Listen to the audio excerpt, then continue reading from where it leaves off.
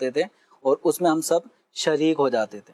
یعنی جس طرح ایک گائے ہے تو اس کے اندر یا ایک اونٹ ہے، اس میں 7 افراد کی شرکت ہوتی ہے. تو نبی کریم صلی اللہ علیہ وسلم کے دور سے ہی صحابہ کرام علیہم رضوان کا یہ طریقہ کار رہا ہے.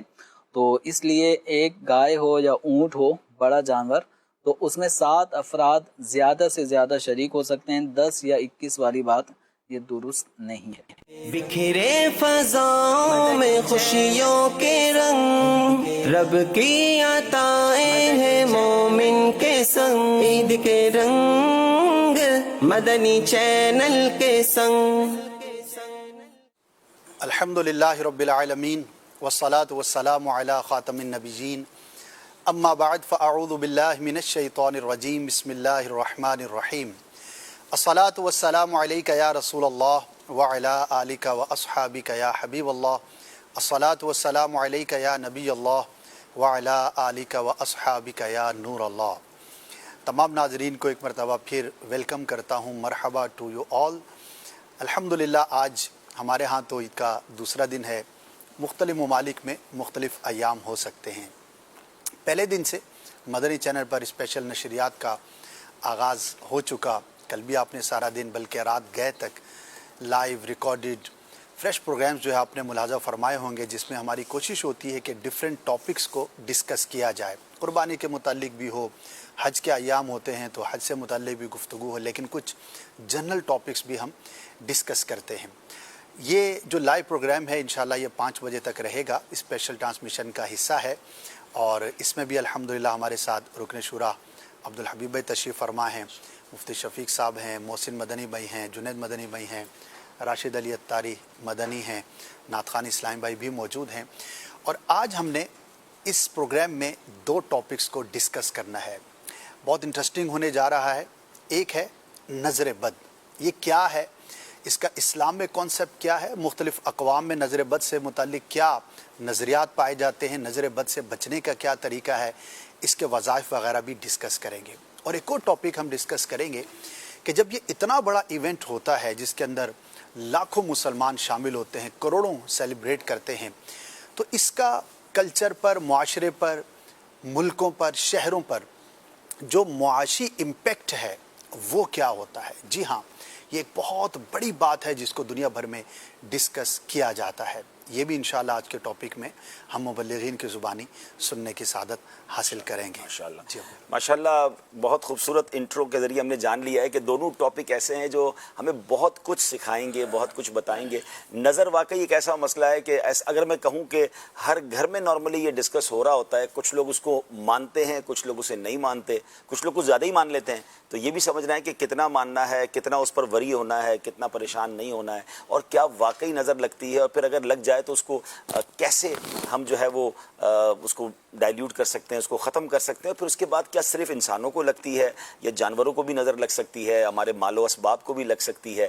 تو آج ہمارے ساتھ ماشاءاللہ روحانی علاج کے اسلامی بھائی موجود ہیں، تو ہمیں وظائف بھی پتہ چلنے جا رہے ہیں. اچھا، آپ کے ذہنوں میں بھی اس حوالے سے بڑے سوالات ہو سکتے ہیں، بچوں کے حوالے سے ہو سکتا ہے، ابھی قربانی کے جانوروں میں آپ کے ساتھ کچھ ایسے مسائل ہو گئے ہوں. تو بالکل اس موضوع کو بڑے اچھے انداز سے ہم ڈسکس کریں گے. مگر سب سے پہلے مفتی صاحب کی طرف چلتے ہیں اور شفیق بھائی سے سوال یہ ہے کہ حضور یہ بتائیں کہ شرعی طور پر احکام کیا ہیں، نظر کے بارے میں ہمارا عقیدہ کیا ہونا چاہیے، اس بارے میں کچھ ہماری رہنمائی فرمائیں. بسم اللہ الرحمن الرحیم.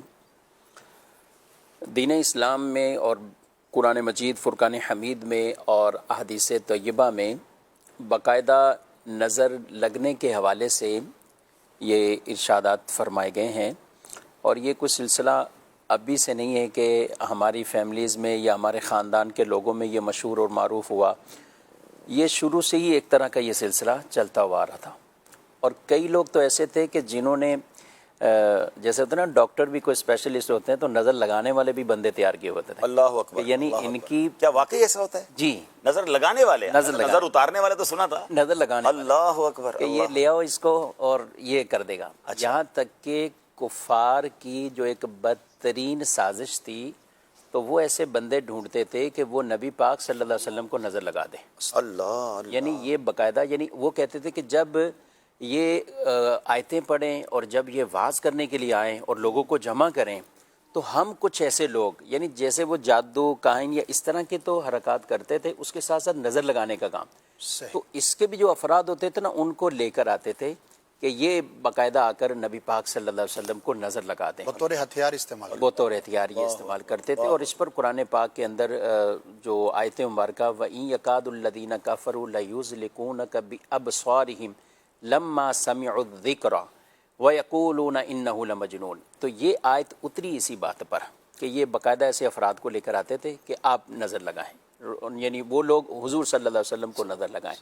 تو اللہ پاک نے ان کے اس رد پر بھی اور ان کے اس برے عزم کے حوالے سے بھی اپنے نبی صلی اللہ علیہ وسلم کو آگاہ بھی فرما دیا، اور یہ آیت مبارکہ بھی یہ عطا فرمائی. اور یہ جو ذکر عطا فرمایا، آج بھی جو نظر اتارنے کے مجرب وظائف پڑے جاتے ہیں ان میں یہ آیت مبارکہ بہت ذکر کی جاتی ہے. اور اس کو تو یہ میں عرض کر رہا ہوں کہ یہ شروع سے یہ ایک سلسلہ ایسا چلتا ہوا.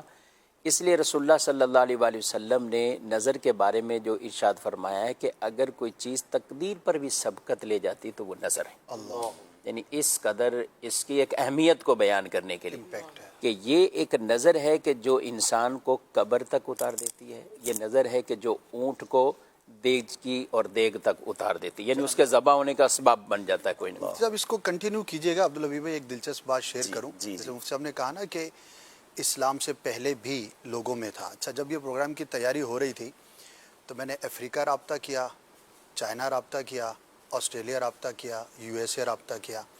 ہمارے جو بڑی تیاری کی آپ نے پھر ماشاءاللہ. تو میں نے کہا بھائی یہ بتاؤ کہ آپ لوگ جا رہے ہیں، یہ وہ کنٹریز ہیں جہاں پر غیر مسلم بھی رہتے ہیں، تو آپ لوگ بھی لوگوں سے ملتے جلتے ہو، تو کیا آج بھی ان کے اندر یہ کانسیپٹس ہیں؟ تقریباً سب کا ایک ہی جواب تھا کہ جی ہاں، آج بھی لوگوں کے اندر اس کے کانسیپٹس ہیں، اور ہر نیشن اپنے حساب سے اس کو سمجھتی ہے اور اس کے اتار کے جو بھی ان کے ہاں طریقہ کار ہیں وہ ہیں. ایک نے یہ کہا ہمارے مبلغ نے کہ نظر بد کے کانسیپٹ میں تو وہ لوگ چیزوں کو نہیں مانتے، لیکن بدشگونی جو اس کے قریب چیز ہے تو وہاں کی جو قوم ہے وہ بدشگونی کے اندر زیادہ مبتلا ہوتی ہے. یعنی کہ اگر اس کو وائڈ ایکسپیکٹ میں دیکھیں تو یہ ٹاپک اتنا بڑا ہے کہ ورلڈ وائڈ ہے، لیکن ظاہر ہے کہ ہر مذہب اور ہر کلچر کا اپنا انداز ہے، لیکن اس کو کہیں نہ کہیں یہ ریلیٹ کرتے ہیں کہ یہ ہوتا ہے. یہ ہوتا ہے. مفتی صاحب، یہ تو بڑی خطرناک آپ نے بات بتائی کہ کچھ لوگ اس کام کے یعنی نظر لگانے کے ماہر یا ان کی نظروں میں اتنی کیا کہیں بری تاثیر، تو پھر تو اس کا مطلب ایسے افراد آج بھی ہوتے ہوں گے کہ وہ جب نظر لگائیں تو لگ جاتی ہوگی. جی ہاں بالکل، جن کی نظروں سے بچنے کا ہمیں کہا گیا ان میں بطور خاص کہا کہ جو حاسدین ہیں ان کی نظر سے بچو، اللہ، جو محروم لوگ ہیں ان کی نظر سے بچو. یعنی جس کے پاس وہ نعمت نہیں ہے آپ اس کو شو کریں گے وہ اس نعمت سے محروم ہے. ہم جیسے بزرگوں کے واقعات پڑھتے ہیں نا، خود امام اعظم ابو حنیفہ رضی اللہ عنہ آپ بھی یہ منع کرتے تھے کہ بازار سے کھانا نہ لے کر آؤ، بازار سے کھانا نہ کھاؤ، عام اوپن چیزیں جو بکری ہوتی ہیں اس کو نہ لے کر کھاؤ.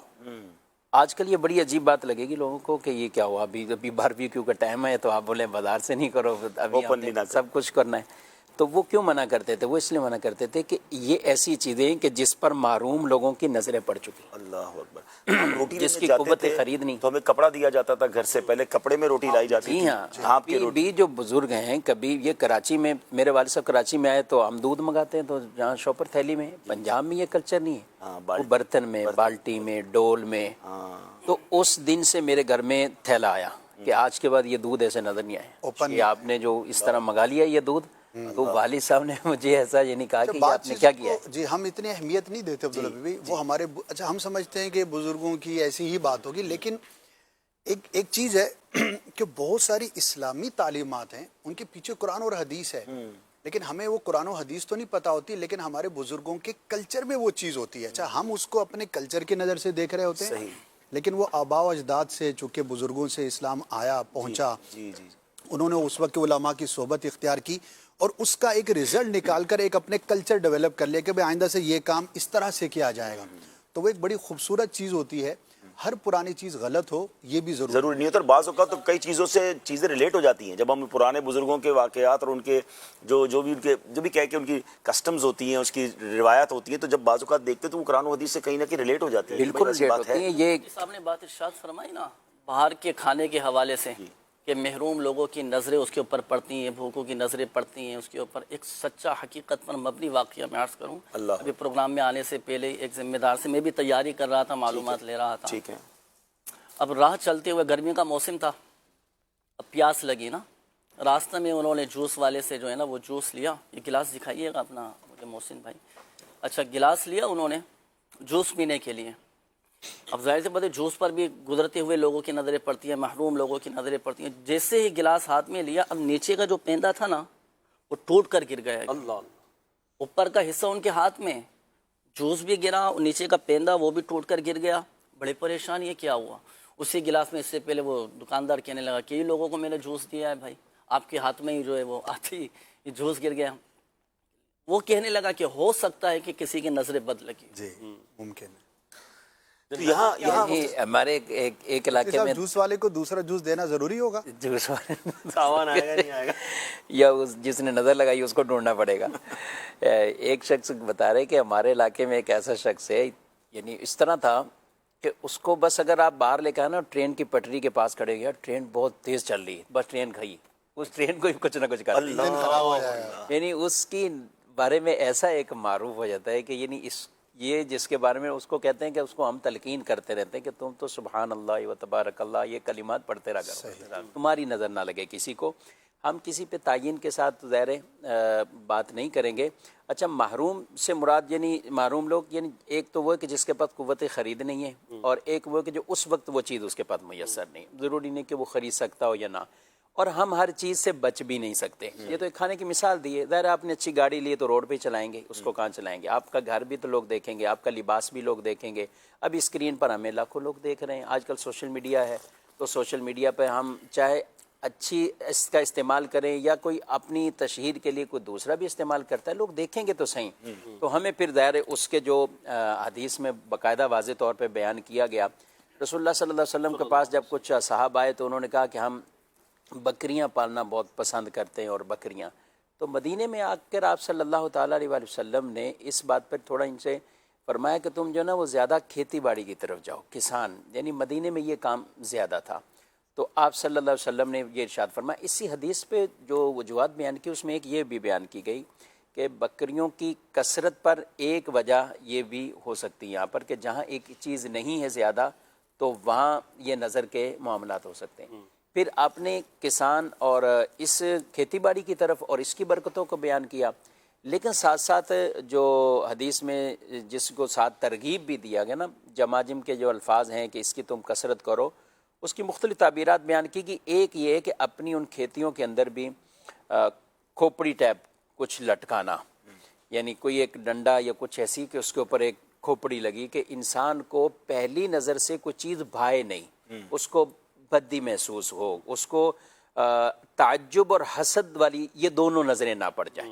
ایک ہوتی تعجب کی نظر, کیا بات, کیا یعنی یوں تعجب سے, یعنی وہ انسان خود فیل کرتا کہ میرے پاس نہیں ہے, یہ بھی ایک تعجب کے نظر ہے. ایک ہے حسد کی. سب سے بدترین نظر جو ہے وہ حاسد کی نظر سے بچنا ہے اصل, یعنی اس کے سامنے تو آدمی کوشش کرے کہ جس کے بارے میں پتہ ہے, اس لیے کہا نا اچھا خواب آئے, بلکہ آپ بھی ماہر ہے اس کے خواب کس کو بتانا ہے کس کو نہیں بتانا. تو لیکن اس میں بھی یہ نا کہ اسی کو بتاؤ جو تم سے محبت کرتا ہو, جو تم سے تمہارا دشمن نہ ہو, تمہاری کوئی عداوت اس کے دل میں نہ ہو, تو اس کو. تو یوں ہم دیکھیں تو قرآن پاک میں بھی اچھا حضرت یعقوب علیہ السلام نے اپنے بیٹوں کو کیا نصیحت کی جب بیٹے سارے جانے لگے. اچھا پہلے بھی تو بیٹے گئے تھے حضرت یوسف علیہ السلام کے پاس, گندم لے کر بھی آئے. حضرت یوسف علیہ السلام نے پہچان بھی لیا میرے بھائی ہیں, تو پوچھا بھی اور بھی کوئی ہیں؟ ہاں ایک اور بھائی بھی ہیں. کہا کہ آئندہ گندم نہیں ملے گی جب تک اس کو لے کر نہیں آؤ. اب پہلے 10 افراد یہ گئے تھے, اس وقت تو یہ چلے گئے. اب جب آئندہ کے لیے کہا, جب تعارف ہو گیا کہ سارے بھائی ہیں, تو حضرت یوسف علیہ السلام کو تو پتہ لگ گیا تھا, لیکن اس محفل مجلس میں جتنے لوگ تھے سب کو پتہ لگ گیا کہ یہ 10 بھائی ہیں. اب جب 11 آنے لگے تو آپ کے والد محترم نے تلقین یہ کی تھی کہ اب تم نے ایک ساتھ ایک دروازے سے نہیں داخل ہونا. تو تمہارے اوپر جو ایک نظر پڑے گی نا کہ یہ 11 بھائی ہیں. آج بھی اگر ہم معاشرے میں دیکھیں نا 5-6 بھائی جن کے ہوں, کمانے والے بھی صحیح ہوں, اور وہ صرف محبت اکٹھے کھڑے ہیں, لوگ بعض اوقات یہ بھی تعجب کی نظر ہے 6 بھائی ہیں ایک ساتھ ہیں, باتیں کر رہے ہیں, ہنس رہے ہیں, ایک ساتھ کام کر رہے ہیں. اچھا کچھ فیملیز ہیں جو ایک ساتھ رہتے ہیں, ان میں بڑی محبت ہوتی ہے اور خاص ایسے تہواروں پر ملتے ہیں, تو یہ بھی ایک چیز ہوتی ہے. تو حضرت یعقوب علیہ السلام نے یہ گویا کہ ایک بچنے کی تدبیر وہ بتائی کہ 2 کر کے داخل ہونا, اور اس لیے ہمیں ان چیزوں سے بھی بچنا ہے. نظر برحق ہے, حدیث سے بالکل یہ ثابت ہے. اور اس کا انکار کرنا یا اس کو کہنا کہ یہ بس ایسی دقیانوسی باتیں ہو رہی ہیں یا ان چیزوں کو، بعض لوگ اس کو ان چیزوں سے بھی تعبیرات کر کے وہ نظر کا ہی سرے سے انکار کرتے ہیں، تو ایسا نہیں ہے، نظر برحق کے قرآن سے بھی ہے باقاعدہ اور حدیث طیبہ سے بھی ساتھ۔ بڑی کلیئر ہمیں ایک بات، پہلا میسج تو یہ مل گیا کہ نظر حق ہے اور نظر لگتی ہے، پہلے تو یہ بات کلیئر ہو جائے تاکہ اب آگے ہم انشاءاللہ آج اس پورے پروگرام میں اور اس کے اسپیکٹس جانیں گے کہ وجوہات کیا ہیں۔ دیکھیں کسی بھی چیز کو دو تین طریقے سے ڈیفائن کیا جاتا ہے اور سمجھا جاتا ہے، پہلے تو اس کی تعریف کیا ہے، وہ پاسبل بھی ہے کہ نہیں، تو یہ ہمیں پتہ چل گیا کہ قرآن و حدیث کی روشنی میں کہ یہ نظر لگتی ہے۔ اب اس کی وجوہات، اس کی ریزنز، پھر ہم آئیں گے اس کے سمٹمز کہ اس کی نشانیاں کیا ہیں، مجھے کیسے پتہ چلے کہ مجھے نظر لگ گئی ہے یا کسی چیز کو نظر لگ گئی ہے، وہ بھی ہم انشاءاللہ جانیں گے۔ اور پھر چوتھی چیز آتی ہے اس کا علاج۔ تو یہ پورا چیپٹر کور ہو جاتا ہے کہ جناب ایک چیز کے بارے میں معلومات بھی مل گئی، اس کے بارے میں تحقیق بھی ہو گئی کہ ہاں یہ کیسے ہے، اور پھر اس کی نشانیاں کیا ہیں، میری کیا ایسی غلطیاں ہیں جس کی وجہ سے میں اس میں مبتلا ہو سکتا ہوں، اور پھر مجھے بچنا کیسے۔ اسد بھائی آپ نے بیرون ملک کی تو بات کی، دوسرے مذاہب میں بھی آپ نے ہمیں بتایا، تو کیا اس کو اب ہم اس کو کس طرح مزید اس بات کو آگے بڑھائیں کہ سائنٹیفکلی، ویسے محسن بھائی کوشش پہ تھوڑی تحقیق اگر ہو جائے، کیونکہ لوگ ابھی بھی آج کل مذہبی بات کو دیر سے مانتے ہیں اور سائنسی جناب وہ کہتے ہیں کہ جناب اس کو سائنس کہاں سے ریلیٹ کرتی ہے، حالانکہ جب قرآن و حدیث میں آ گیا تو پھر خیال ہے اس کے بعد بات نہیں کرنی چاہیے، لیکن سائنٹیفکلی کیا کہیں گے؟ اصل میں سائنس بھی اس بات کو مانتی ہے کہ انسان کی نظر میں ایک ایسی لہر ہوتی ہے کہ جو ایک بجلی کی طاقت رکھتی ہے، اور وہ جب کسی انسان پہ پڑتی ہے تو اس پر اس کا اثر ہوتا ہے۔ تو سائنس یہ کہتی ہے کہ اگر وہ لہر جو بجلی کی طرح جاری ہے، اس میں اگر منفی وہ پہلو ہو تو اس کا منفی اثر پڑتا ہے، اور مثبت ہو تو وہ اس کا مثبت اثر پڑتا ہے۔ اچھا، اس کو سائنسدان بھی مانتے ہیں اور غیر مسلم بھی مانتے ہیں۔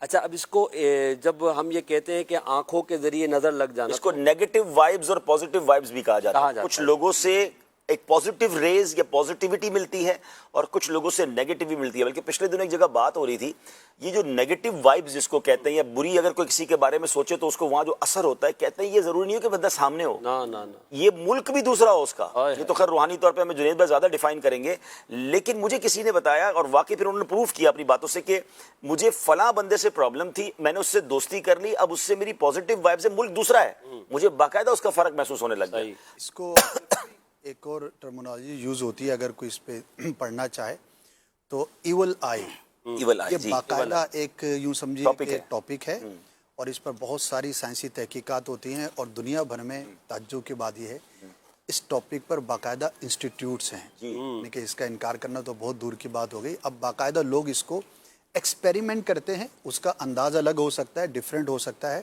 اور جو محسن بھائی نے بات کی تو اس کے باقاعدہ ایکسپیریمنٹس کر کے اپنے فائدے کے لیے نظروں سے اثر انداز ہونا۔ جنید بھائی یہ تو ہیپاٹائٹس کیا ہے، یہ ہیپناٹزم جو ہے یہ باقاعدہ ایک علم ہے کہ دیکھ کر بندے کو تھوڑی دیر کے لیے جو ہے اس کو پتہ ہی نہیں چلتا، پھر اس کے ساتھ جو کچھ ہو رہا ہوتا ہے اس کو پتہ نہیں چلتا۔ تجربہ انسان کو ہمیں بھی بہت سارے لوگوں کو عام ہماری بازاروں میں ہو رہا ہوتا ہے کہ کوئی آتا ہے سودا لینے کے لیے اور ہیپناٹزم کر دیتا ہے اس کو، اور اس کی ساری، بلکہ میرا خیال ہے آصف بھائی آپ کے پاس تو سونار مارکیٹ میں بھی سنا یہ واقعات ہو رہے ہوتے ہیں، اس طرح کے ہے نا واقعات، مقناطیسی طاقت کہا جاتا ہے، یعنی وہ پتہ نہیں کیا کرتے ہیں کہ وہ بس تھوڑی دیر تو اس کو پتہ ہی نہیں چلتا میرے ساتھ کیا، اور بعد میں اس کو ہوش آتا ہے باقاعدہ کہ بھئی یہ تو سارا سودا لے گیا، سارے پیسے لے گیا۔ اپنے ہاتھ سے عبدالحبیب بھائی ایسا بھی ہوتا ہے بعض اوقات کے مارکیٹوں میں، جیسے آپ نے فرمایا، تو وہ جیسے وہ کسٹمر جو کہہ رہا ہے نا تو دکاندار وہی کر بھی رہا ہے، اچھا کر رہا ہے، اختتام میں وہ لے کے جا بھی رہا ہے سارے معاملات، تو پھر سامنے ہو رہا ہے سب، وہ کہہ رہے ہیں آپ تو اس کو ملازم وغیرہ کو کہہ رہے ہیں کہ یہ اس وقت تو انہوں نے کہا کہ آپ نے خود نے اپنے ہاتھ سے تو سارا لینا دینا کچھ بھی نہیں دیا، رسید بھی دے رہے ہیں تو چیزیں بھی دے رہے ہیں، تو بولا آپ خود کر ہی نہیں رہے، تو ہم کھڑے میں ہم سے آپ اس بات لوگ دیکھ بھی رہے ہیں کہ یہ بندہ اپنے پیسے بھی دے رہا ہے۔ آپ کے پاس ایسے بہت سارے واقعات ملتے ہیں عملیات کے ذریعے، پڑھائی کے ذریعے، تعویذات کے ذریعے، اور یہ قابو کر لیا جاتا ہے نا، اس کو اپنے قابو میں، پھر جو آپ کہتے جائیں گے وہ سامنے والا وہ کرتا چلا جائے گا۔ استغفر اللہ۔ اس لیے ہمیں جو قرآن و حدیث میں بھی تعلیم دی گئی، اس طرح کی کئی دعائیں ایسی ہیں جو میں انشاءاللہ آگے عرض کروں گا کہ اپنے حفاظتی بند بھی باندھنے چاہیے، اپنے اگر آپ کا کاروبار ہے، آفس ہے، آپ کی دکان ہے، اس کے بھی حفاظتی اوراد ہیں مخصوص، وہ پڑھ کر دم کرتے رہنا چاہیے، تو انشاءاللہ الکریم آپ کی فیملی کی بھی سب کی الحمدللہ حفاظت۔ یہاں مفتی احمد جان خان نئی بڑی پیاری بات لکھتے ہیں، جو لوگ اگر نظر کا انکار کریں، جب گالی دینے کا اثر انسان کو ہوتا ہے، اس سے وہ مغموم ہوتا ہے، اس کو دل کو رنج ہوتا ہے، تو انسان کی نظر کا اثر کیوں نہیں ہوگا؟ جب ایک لفظ کے ذریعے اس کی تاثیر ہو رہی ہے تو نظر دیکھنے سے کیوں نہیں؟ تھوڑی دیر کے لیے تو بندہ گمسم ہو جاتا ہے کسی حاسد کی کوئی بات سن کے، کسی کی کوئی تنقید سن کے، بلکہ بعض اوقات تو یہ کئی گھنٹوں تک کیفیت باقی رہتی ہے۔ بلکہ میں چلے یہ بات چلی ہے تو میں نے ایک تحقیق پڑھی تھی، یہ شاید کام آئے گی لوگوں کو، کہ کیفیات جو ہے نا وہ میکسیمم 12 منٹ کے لیے ہوتی ہیں۔ یاد رکھیے گا، یہ باقاعدہ تحقیق ہوئی ہے کہ آپ کی جو کیفیات ہیں، چاہے وہ خوشی کی ہیں، چاہے وہ غم کی ہیں، چاہے وہ تکلیف کی ہیں، چاہے وہ ٹینشن کی ہیں، اس 12 منٹ کے بعد آپ اس کو خود فیول دیتے ہیں۔ اگر آپ وہ 12 منٹ گزار لیں، اس کے بعد آپ اس کو بھول جائیں گے اور آپ دوسرے کام میں لگ جائیں گے۔ اب اگر آپ اس کو شریعت سے ریلیٹ کریں، وہ ہے نا غصہ آ جائے تو آپ وہاں سے کھڑے ہو جائیں، آپ وضو کر لیں، آپ جگہ چینج کر لیں، آپ اگر نماز 2 رکعت پڑھ لیں، تو اس کو باقاعدہ تحقیق میں نے پڑھی کہ اگر آپ کو کوئی بھی غم کی خبر ملی، بڑے سے بڑی خبر ملی ہے، آپ اپنے آپ کو اس خبر سے 12 منٹ کے لیے دور کریں اور کسی کام میں بیزی ہو جائیں، ریئیکٹ نہ کریں، تو آپ انشاءاللہ اس غم سے، اس تکلیف سے نکل جائیں گے، آپ کا دماغ کچھ اور کرنے لگے گا۔ پرابلم کیا ہوتی ہے، ہم ہر تھوڑی دیر بعد سوچتے ہیں یار اس نے فون کیا تھا، یار اس نے بات بڑی غلط کی، کیا کہتے ہیں یار، اس کو کہنا نہیں چاہیے تھا نا، یار یہ بہت برا ہوا، گھنٹوں اس بات کو کر کے ہم خود اس میں فیول ڈال رہے ہیں، یعنی اپنی کیفیت کو کنٹینیو کر رہے ہیں، آپ اپنے آپ کو ہی تکلیف دے رہے ہیں نا اس حاسد کی بات کو۔ اچھا کہتے ہیں نا کسی حاسد یا کسی تنقید کرنے والے یا کسی بھی دشمن کو سب سے بڑا جواب یہ ہے کہ آپ اس کی بات ہی نہ سنیں، ریئیکٹ نہ کریں، اس کو ریئیکٹ ہی نہ کریں، اس کو جواب بھی نہ دیں، اور اگر پاسبل ہے تو اس کو سنیں بھی نہ۔ تو جب آپ اس کو سن ہی نہیں رہے تو آپ کے دل پہ کوئی اثر ہی نہیں پڑ رہا ہے، بھلے وہ کچھ بھی کرتا رہے۔ تو بڑی پیاری بات ہے کہ بولنے والا تھکتا ہے، سننے والا نہیں تھکتا۔ گلا تھکتا ہے نا، وہ چیختا رہے گا، وہ بولتا رہے گا، ایک وقت آئے گا اس کا گلا بند ہو جائے گا، وہ چپ ہو جائے گا، کان تھوڑی بولتے ہیں۔ تو اگر یہ تھوڑا سا بات سمجھ آ جائے تو انشاءاللہ اس کیفیات میں جو لوگ مبتلا رہتے ہیں، بچے کا انتقال ہو گیا مثال کے طور پہ، یا کوئی کاروبار میں حادثہ ہو گیا، نہ آپ بچے کو واپس لا سکتے ہیں، نہ آپ کاروبار میں نقصان واپس لا سکتے ہیں، مگر آپ سوچ سوچ کے اب بیماری اپنے اوپر لا رہے ہیں، اب پریشانی لا رہے ہیں۔ ہمارے ساتھ ایک واقعہ ہوا، 2 پارٹنرز تھے، دونوں پارٹنرز میں مل کے کوئی کاروبار کیا اور ان کو ٹھیک ٹھاک لاس ہو گیا، اتنا بڑا لاس ہو گیا کہ دوسرے لفظوں میں دونوں کا گھر بھی بک گیا۔ اب ان دونوں پارٹنر کی میں آپ کو الگ الگ کیفیت بتاتا ہوں، اللہ کی شکر ہے دعوت اسلامی کے ماحول کی برکت بھی ہے اس میں، کہ ایک پارٹنر جیسے یہ نقصان ہوا، یہ تباہی ہوئی، جو بھی ہوا، انہوں نے اپنے آپ کو دعوت اسلامی کے کاموں میں بیزی کر لیا، ماشاءاللہ وہ لگ گئے دینی مدنی قافلوں میں، دینی کاموں میں۔ 3-4 سال بعد دونوں پارٹنرز کی ملاقات ہوئی۔ اب جب ملاقات ہوئی تو ایک بیچارہ بیمار، پریشان اور طرح طرح کی بیماریوں میں مبتلا، اور دوسرے کو پتہ ہی نہیں کیا ہوا، اور اللہ پاک نے کرم کیا، پھر ٹھیک بھی ہو گیا معاملہ۔ تو پتہ یہ چلا کہ وہ بیچارہ اسی نقصان کو سوچتا رہا۔ دیکھیے سوچ کے آپ واپس تو نہیں لا سکتے، تو وہی آپ والی بات ہے کہ جب الفاظ یا کوئی معاملہ آپ کے دل پر امپیکٹ ڈال سکتا ہے تو پھر نظر بھی امپیکٹ ڈال سکتی ہے، اور نظر جیسے بتا رہے ہیں کہ اتنی خطرناک۔ میں وجوہات پر آتے ہیں، اور وجوہات پر بھی بڑی دلچسپ اس میں باتیں پتہ چلیں گی۔ میں چاہوں گا راشد بھائی تھوڑا سا مزید شرعی طور پہ اس کو اور ڈیفائن کر دیں، تاکہ پہلے یہ متحقق ہو جائے اور بالکل کنفرم آپ سب کے ذہنوں میں بیٹھ جائے کہ سائنسی اور شرعی دونوں لحاظ سے اور انٹرنیشنلی بھی اس کی کتنی اہمیت ہے، اور یہ واقعی ایک حقیقت ہے جس کو پہلے ایکسیپٹ کرنا ہے، پھر انشاءاللہ اس کے ریزنز اور پھر انشاءاللہ اس کی کیور۔ جی نظر بد ہو، جادو ہو، یا اس کے علاوہ کوئی اور چیزیں ہوں، تو بندہ مومن کو ان تمام چیزوں سے متعلق وہی عقیدہ اور نظریہ رکھنا چاہیے جو اللہ رسول کے احکامات اور فرامین کے تابع ہے، یعنی اسلامی تعلیمات کے تحت جو چیزیں آتی ہیں اسی کو ہم ایکسیپٹ کریں گے اور اسی کے مطابق ہم اپنے ایک نظریے کو فروغ دیں گے۔ نظر بد کے حوالے سے آپ دیکھیں کہ یہ جو اس کا برا اثر ہوتا ہے، تو نظر بد ہو، جادو ہو، یا اس کے علاوہ دنیا میں پائی جانے والی نقصان دینے والی یا نفع دینے والی کوئی بھی چیز ہو، ان تمام چیزوں میں حقیقتاً تاثیر پیدا کرنے والا رب تبارک و تعالیٰ ہے۔ یہ مسلمان کا عقیدہ ہے کہ مؤثر حقیقی رب تبارک و تعالیٰ ہے۔ ہاں، اس نے اس دنیا کو، اس جہان کو عالم اسباب بنایا ہے۔ اب کسی بھی شخص تک جو نفع پہنچے گا یا نقصان پہنچے گا، تو اس نفع نقصان کے پہنچنے کی تاثیر رب کی طرف سے ہے۔ رب تبارک و تعالیٰ نے بعض چیزوں کو اور بعض کاموں کو ان نفع یا نقصان کے پہنچنے کا یا وصول ہونے کا ذریعہ اور سبب بنایا ہے۔ تو نظر بد میں جو یہ شر کا اثر ہے، نقصان پہنچانے کا اثر ہے، یہ در حقیقت رب تبارک و تعالیٰ کی مشیت اور ارادے سے ہے۔ معاذ اللہ ایسا نہیں ہے کہ رب تبارک و تعالیٰ کے ارادے، مشیت اور اس کی قدرت سے ہٹ کر نظر بد ذاتی طور پر کوئی عمل کرتی ہے۔ تو ایک تو یہ چیز ہے۔ پھر ہم دیکھتے ہیں کہ زمانہ جاہلیت میں بہت سارے تصورات موجود تھے، بدشگونی کا بھی ایک کانسیپٹ موجود تھا اور نظر بد کا بھی کانسیپٹ موجود تھا۔ جب نبی کریم علیہ الصلوۃ والسلام نے اعلان نبوت فرمایا اور دین کی تعلیمات کو آپ نے عام فرمایا، تو تو آپ علیہ الصلوۃ والسلام کے سامنے دونوں چیزوں کو ڈسکس کیا گیا، یعنی کہ نظر بد کو بھی اور بدشگونی کو بھی۔ نبی کریم علیہ الصلوۃ والسلام نے بدشگونی کے بے اعتبار اور غیر معتبر ہونے کو بیان فرمایا کہ اس کی کوئی حقیقت نہیں ہے، لیکن اس کے برعکس جو نظر بد تھی آپ علیہ الصلوۃ والسلام نے اس کے وجود اور اس کی تاثیر کو گویا کہ اس کی تصدیق فرمائی اور اس طرح کی تدابیر بھی ارشاد فرمائی۔ بخاری شریف میں، مسلم شریف میں، مختلف احادیث میں اس طرح کی روایات موجود ہیں کہ آپ علیہ الصلوۃ والسلام نے نظر بد سے بچنے کے اور اس کو ختم کرنے کے جو اوراد و وظائف اور جو دم ہوتا ہے اس کی اجازت عطا فرمائی۔ حضرت اسماء بنت امیس رضی اللہ تعالی عنہ جو کہ حضرت سیدنا جعفر طیار رضی اللہ تعالی عنہ کی اہلیہ تھیں، یہ بارگاہ رسالت میں حاضر ہوئیں اور عرض کی کہ یا رسول اللہ، جعفر طیار کے بچوں کو نظر لگ جاتی ہے، تو کیا میں ان کے لیے دم کروں؟ کیونکہ وہ باطنی اور ظاہری خوبیوں کے اعتبار سے بہت پیارے تھے، اچھے تھے، تو ان کو نظر لگ جاتی تھی۔ تو پیارے آقا علیہ الصلوۃ والسلام نے ان کو اجازت عطا فرمائی اور ارشاد فرمایا کہ اگر تقدیر سے آگے بڑھنے والی کوئی چیز ہوتی تو وہ نظر بد ہوتی، لیکن چونکہ تقدیر جو ہے وہ مقدم ہے، یہ جب تک تقدیر میں نقصان نہ لکھا ہو، نظر بد ہو یا جادو ہو یا کوئی بھی چیز ہو، وہ بندے کو نقصان نہیں پہنچا سکتی۔ تو پھر پیارے آقا علیہ الصلوۃ والسلام نے اس کی اجازت عطا فرمائی۔ اس پر متعدد احادیث موجود ہیں۔ اب یہ جو نظر بد ہوتی ہے اس میں بندے کا اپنا ذاتی عمل دخل نہیں ہوتا، یعنی ایک تو یہ ذکر کیا گیا کہ بعض لوگ مشہور ہو گئے تھے کہ ان کی نظر بد لگتی ہے تو ان کو ان مذموم کاموں کے لیے استعمال کیا جاتا تھا۔ بعض اوقات ایسا ہوتا ہے انسان کو پتہ نہیں ہوتا کہ میری کسی کو نظر لگ جاتی ہے، سگے ماں باپ کی نظر۔ یہ میرا سوال تھا کہ بری نظر کے علاوہ اچھی نظر بھی، یعنی کوئی مفتی صاحب نے کہا تعجب والی، یعنی اچھا لگ رہا ہوتا ہے کہ یار کتنا پیارا لگ رہا ہے، اس کا گھر کتنا اچھا ہے، گاڑی کتنی اچھی، تو بیسیکلی وہ حاسد نہیں ہے، پیارا ہی ہم سے محبت کرنے والا ہے، مگر اس کی بھی نظر لگتی ہے۔ جی جی، اور اس نظر میں مختلف قسم کی تاثیریں ہیں۔ حکیم الامت مفتی احمد یار خان نعیمی رحمۃ اللہ تعالی علیہ بیان فرماتے ہیں کہ اگر کوئی شخص غصے کی حالت میں، وہ حسد کی جو کیفیت ہوتی ہے، غصے کی حالت میں کسی کو نظر لگائے تو اس کا اثر یہ ہوتا ہے کہ سامنے والا جو منظور ہے، جس کو نظر لگی ہے، اس میں ڈر اور خوف کی کیفیت پیدا ہو جاتی ہے۔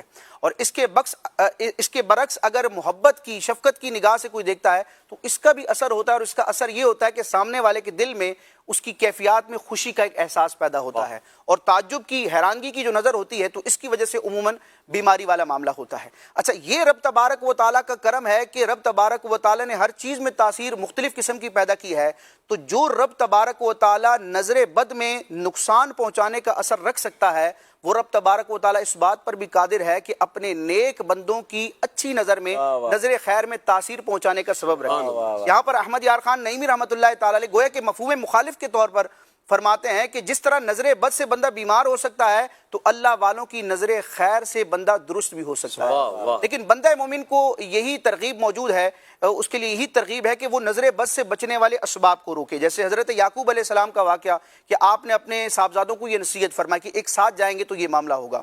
تو بہت سارے ایسے کام ہماری طرف سے بعض اوقات ہوتے ہیں، ہم تو خوشی میں یا غیر ارادی طور پر کرتے ہیں، لیکن وہ نظر بد لگنے کا سبب ہوتے ہیں۔ مثال کے طور پر کسی کے بہت سارے بچے ہیں، لڑکے ہیں، صاحبزادے ہیں، تو ایک ساتھ ان کا نکلنا، ایک ساتھ ان کا فوٹو سیشن کرنا، پھر سوشل میڈیا کی نظر ان تصویروں کو کرنا، تو یہ چیزیں بھی انسان کو گویا کہ دوسروں کی نظر میں لاتی ہیں۔ میرے ایک دوست ہیں ماشاءاللہ، ان کے چھوٹے 3 صاحبزادے بڑے پیارے ہیں، تو وہ عموماً ایسا ہوتا ہے جب بھی باہر جاتے ہیں وہ تینوں کو ساتھ لے کے جاتے ہیں۔ تو ان کو میں نے ایک مرتبہ عرض کیا تھا کہ آپ ضرورت ہے تو پھر آپ لے کر جائیں، ورنہ بلا ضرورت ان کو ایک ساتھ نہ لے کے جایا کریں۔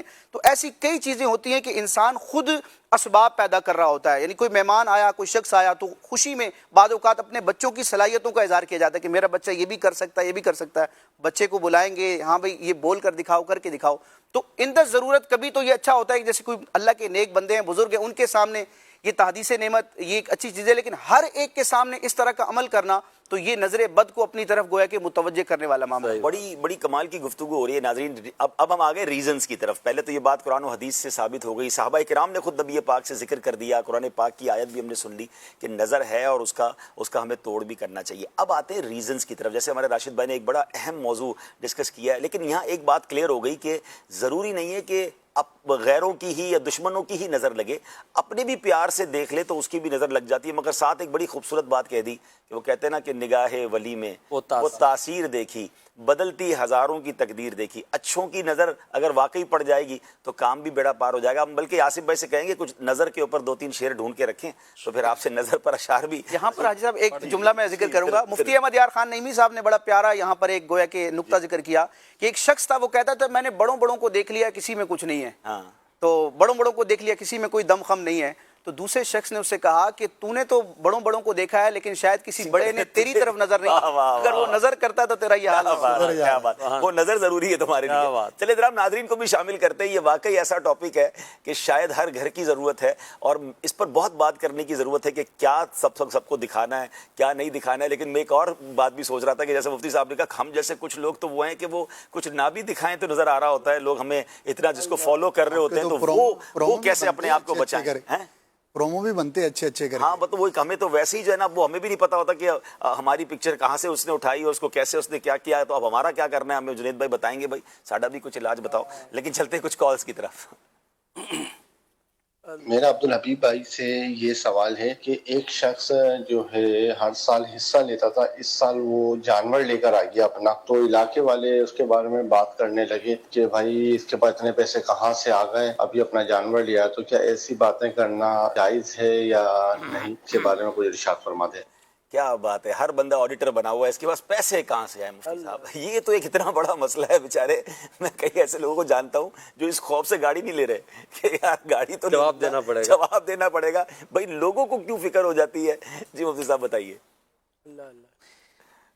اس کے بارے میں یہ گمان کرنا ہونا تو خوش چاہیے، وہ تو اللہ کے نام پہ قربان کر رہا ہے، اور اگر آپ بھی کر رہے ہیں تو شکر ادا کریں، نہیں کر رہے تو آپ بھی ایسے ذرائع بھی اختیار کریں اور کچھ نہ کچھ کریں گے کوشش، تو انشاءاللہ کامیابی بھی مل جائے گی۔ کئی لوگ ایسے ہیں کہ جو عبدالحبیب بھائی پورے سال پلاننگ کرتے ہیں قربانی کو، ایسے جوڑتے ہیں، ایسے ہی ہے۔ یعنی میں ایسے گھرانوں کو جانتا ہوں کہ جو ہر مہینے 5-5 ہزار روپے 4-4 ہزار روپے کے کہ ہمارا کچھ مناسب انداز سے قربانی کا ہو جائے، ہر مہینے وہ ایک سیونگ کرتے ہیں، اور قربانی ایک شوق ہوتا ہے، کئیوں کو بھی ہے واجب نہ بھی ہو رہی ہو لیکن کر رہے ہوتے ہیں، ایک تعداد ہے کہ لوگوں میں کہ جو خود ہی کر رہے ہوتے ہیں، تو یہ اچھی بات ہے۔ لیکن کسی کے بارے میں یہ بدگمانی کرنا یا اس سے آپ نے سوال جواب کرنا، آپ کو کس نے یہ حق دیا ہے کہ آپ اس کے بارے میں یہ سوال کریں یا آپ اس کے بارے میں بدگمانیاں کریں؟ اور ایسے لوگ بعض اوقات پھر دوسروں کو تشویش میں ڈال رہے ہوتے ہیں، ان کو بھی وہ باتیں کر رہے ہوتے ہیں۔ کہاں سے آئے، کہاں سے آئے، حج پہ جائے تو پرابلم،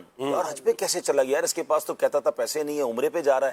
یعنی کسی کو اللہ تعالیٰ نواز رہا ہے تو ہم ہیں کون؟ اچھا اس کا پیچھے کیا معاملہ ہے؟ بعض اوقات اس کو کوئی گفٹ کر دیتا ہے، بعض اوقات کو اس کی محبت میں اس کو دے دیتا ہے۔ اب ہمارے ماشاءاللہ کراچی سے میں نے دیکھا کہ رواج بڑھتا جا رہا ہے کہ کئی مسجد کے امام صاحبان کو لوگ حج پر یا عمرے پر بھیج رہے ہیں۔ اب امام صاحب کی بندہ پہلے سیلری کیلکولیٹ کرے اور پھر کہے کہ جناب یہ حج پہ کیسے چلے گا یار۔ اب کسی نمازی کی اگر خوشی ہے وہ ان کے پیچھے روز نماز پڑھ رہا ہے اور امام صاحب کو وہ بھیج رہے تو وہ اچھا یہ انعام کہاں سے ملا؟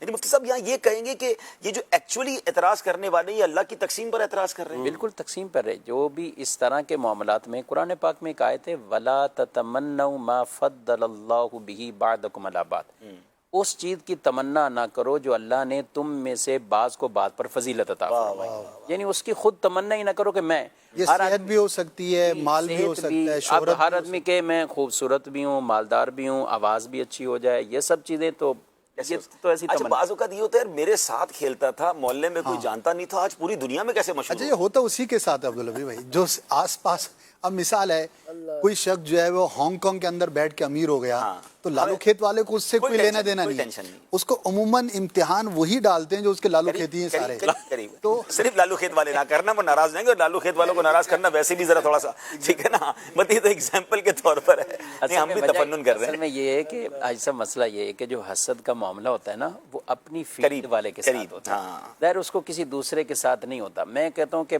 اب ایک خطیب جمعہ پڑھا رہا ہے، اس کے سامنے کروڑ پتی بھی لوگ بیٹھے ہوں گے، بعض اربوں پتی ہوں، بعض بالکل نارمل بھی ہوں گے، ان کو ان کے مال سے کوئی کسی طرح کا، اچھا اس کروڑ پتی کو کسی عالم سے اس طرح نہیں ہوگا کہ یار یہ کتنا اچھا بیان کر رہا ہے میں کیوں نہیں کر رہا، اس کو نہیں، وہ اس کی اپنی فیلڈ ہے، لیکن وہ اپنی فیلڈ میں دیکھے گا تو وہاں بھی ایسے لوگ ہوں گے، اور یہ خطیب عالم اگر اپنی طرف دیکھے گا تو یہاں بھی ایسے لوگ، یعنی علماء، نعت خواں، دیندار لوگوں میں بھی شیطان حسد کروا دیتا ہے۔ بالکل علماء کے بارے میں تو ہم نے پہلے ملتان اجتماع میں میں نے جب بالکل چھوٹے تھے اور ہم میر علیہ سنت کا جو بیان سنا تھا نا شیطان کے 4 گدھے، تو اس وقت سے ابھی ہم نے درس نامی میں کوئی داخلہ نہیں، لیکن وہ بیان جو ابھی تک ایسی کھوپڑی میں بیٹھا ہوا ہے نا کہ وہ حسد والا جو تھا نا تو وہ اہل علم کو اس نے بیچا تھا، یعنی یہ وہ یہ بیان اللہ اس سے محفوظ رکھے. دوسروں کی خوشیوں میں خوش رہنا سیکھیں. ناظرین آپ یقین کریں آپ کی لائف آسان ہو جائے گی. آپ کو پتہ چلے نا آپ کے پڑوسی نے گاڑی لے لی ہے, آپ کے پڑوسی حج پہ جا رہے ہیں, انہوں نے گھر کو کلر کرا لیا ہے,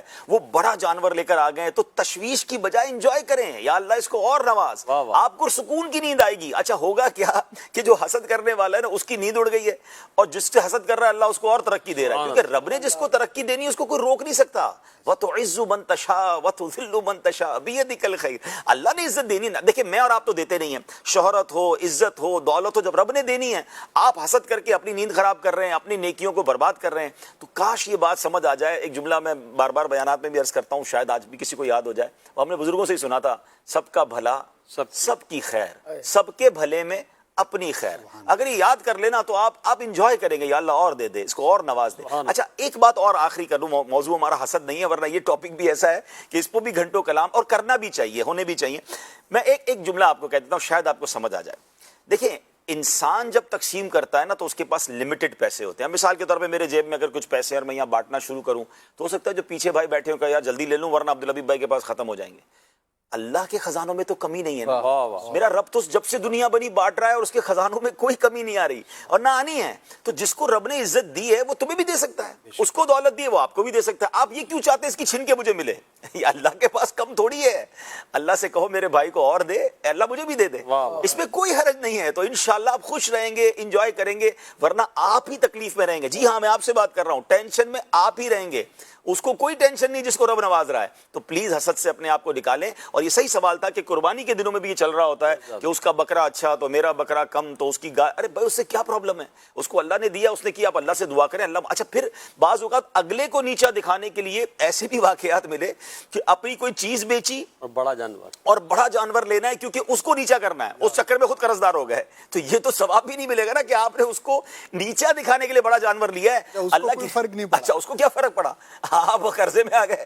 ایسے ہی ہوتا ہے, بڑی گاڑی لینی ہے اور بڑا گھر میں زیادہ خرچہ کرا لیں گے اور پھر قرضے میں آ جائیں گے. مجھے پچھلے دنوں رپورٹ ایک پڑھنے کو ملی کہ اسد بھائی یہ جو ہم شہروں میں سنتے ہیں نا شادیوں میں خرچ, مفتی صاحب کہ ایک نہیں ہونا چاہیے, جو ناجائز خرچ ہے وہ یہاں بھی نہیں ہونا چاہیے, مگر یہ گاؤں گوٹھوں میں اور انٹیریئر میں اس سے زیادہ ہو رہا ہے. سنا مجھے کسی میں نے دیکھا کہ وہ لیموزین گاڑی کی کوئی پوری بارات بناتے ہیں اور وہ اچھا وہ خود جھونپڑیوں میں رہ رہے ہیں, لیکن چونکہ اس جھوپڑ پٹی والوں نے بڑی کی تھی تو ہم نے جناب وہ قرضہ کر کے چھوٹے سے گھر والوں نے پتہ نہیں کتنے کروڑ روپے خرچ کر دیے, اور آپ 25 سال یا 20 سال تک قرضہ اتاریں گے. لیکن وہ منہ چھوچی ہو گئی کہ جناب ہم نے پورے گاؤں میں جو ہے نا سب سے اچھی شادی کی. صحیح. تو اس چکر میں کس چکر میں پڑ گئے بھائی, جو ہے وہی کرے. اچھا بعد میں اسی ہونے والی بیوی کو سائیکل پہ لے کے جانا ہے جس کو لیموزین میں لے کر آئے تھے, بعد میں ساری زندگی موٹر سائیکل پر ہی گھمانا ہے. تو پہلے ہی بتا دو میں موٹر سائیکل والا ہوں.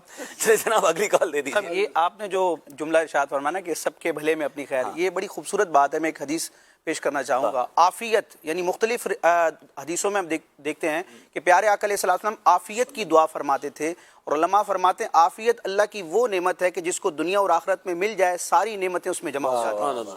حدیث پاک ہے, نبی کریم علیہ السلام ارشاد فرماتے ہیں کہ تم دوسرے بھائی کے لیے عافیت کی دعا کرو, اللہ تبارک و تعالیٰ تمہیں عافیت عطا فرمائے. سب کے بھلے میں, سب کے بھلے میں, سب کے لیے دعائیں کریں. امیر سنت کا کتنا پیارا جملہ پچھلے دنوں مدری مذاکرہ کئی بار آپ فرما چکے ہیں. فرماتے ہیں میں گھر سے نکلتا ہوں اور مجھے جو نظر آتا ہے, چاہے وہ کیمرہ مین ہو, چاہے وہ خادم ہو, چاہے وہ لفٹ چلانے والا ہو, ایون کہتے ہیں میں گاڑی میں بیٹھتا ہوں مجھے اسکوٹر والے نظر آتے ہیں, میں سب کے لیے دعائیں کر رہا ہوتا ہوں. یا اللہ اس کی بھی خیر کر دے, یا اللہ یہ گھر گھر سے پہنچ جائے, یا اللہ اس کی بھی مغفرت کر دے. یعنی کیا ذہن ہے یار. اور ہم یہ اسکوٹر کہاں سے لی, یہ بندے نے آج یہ کپڑے کیوں پہنے, یہ والی گھڑی کیوں پہنی ہے اس نے, ہماری ٹینشن ہی یہ ہے اور وہ دعائیں دے رہے ہیں. Look at the way of thinking. آپ سکون میں آ جائیں گے اگر اس اپنے سوچنے کے انداز کو بدل دیں. سب کا بھلا سب کی خیر, انشاءاللہ خیر ہی خیر ہوگی. اور کال دیجیے گا. مفتی صاحب کی بارگاہ میں یہ سوال ہے, تعویذ کیوں لٹکائے جاتے ہیں, اس کا تو منع کیا گیا ہے. جی کہاں منع کیا گیا مفتی صاحب؟ تعویذات پہننا ہو یا تعویذات لٹکانا ہو, بعض روایات ہیں کہ جن میں تعویذ منع کیا گیا.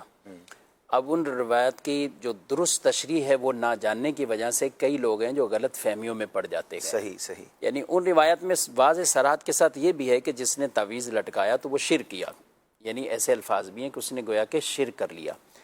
تو ان کی درست تشریح یہ ہے کہ ایسے تعویذات جو زمانہ جاہلیت میں لوگ جن میں کفریہ شرکیہ کلمات ہوتے تھے اور وہ لٹکاتے تھے باقاعدہ ان کو, اور اس میں اس طرح کی چیزیں شامل ہوتی تھیں, تو بالکل آج بھی اس کو یہی ہے کہ اگر کوئی اس طرح کے معاذ اللہ کفریہ شرکیہ والے تعویذ لٹکائے گا تو وہ اسی حدیث کا مصداق ہی بنے گا اور وہ کفر والے ہی احکامات اس پر ہوں گے.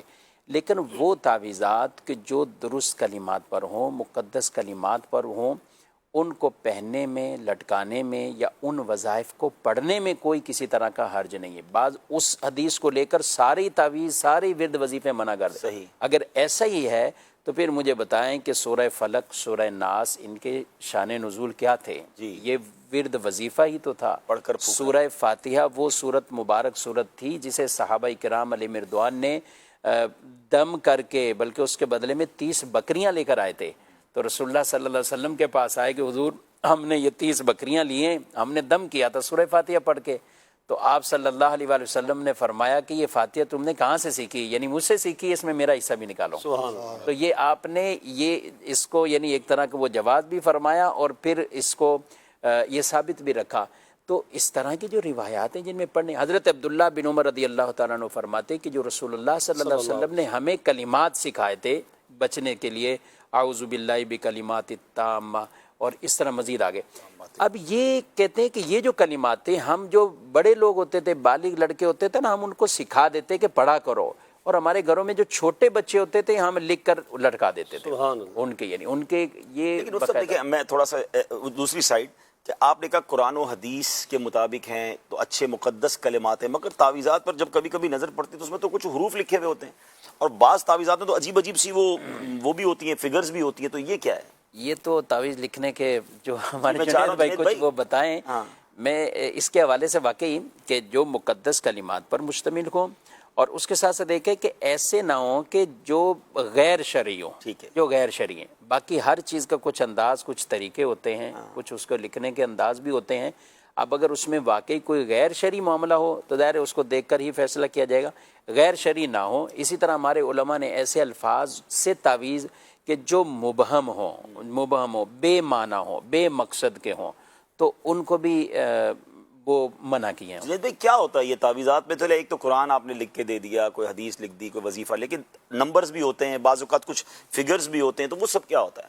میں دیکھیں مختلف عاملین کے جو ہے نا مختلف تعویذات ہوتے ہیں. اب ہمارے یہاں جو سلسلہ ہوتا ہے اس میں آیات قرآنی، پھر اعداد اس میں لکھے ہوئے ہوتے ہیں، مقدس کلمات اس میں ہوتے ہیں، ناد علی ہے جیسے، اسی طرح اصحاب کہف کے متبرک نام ہیں.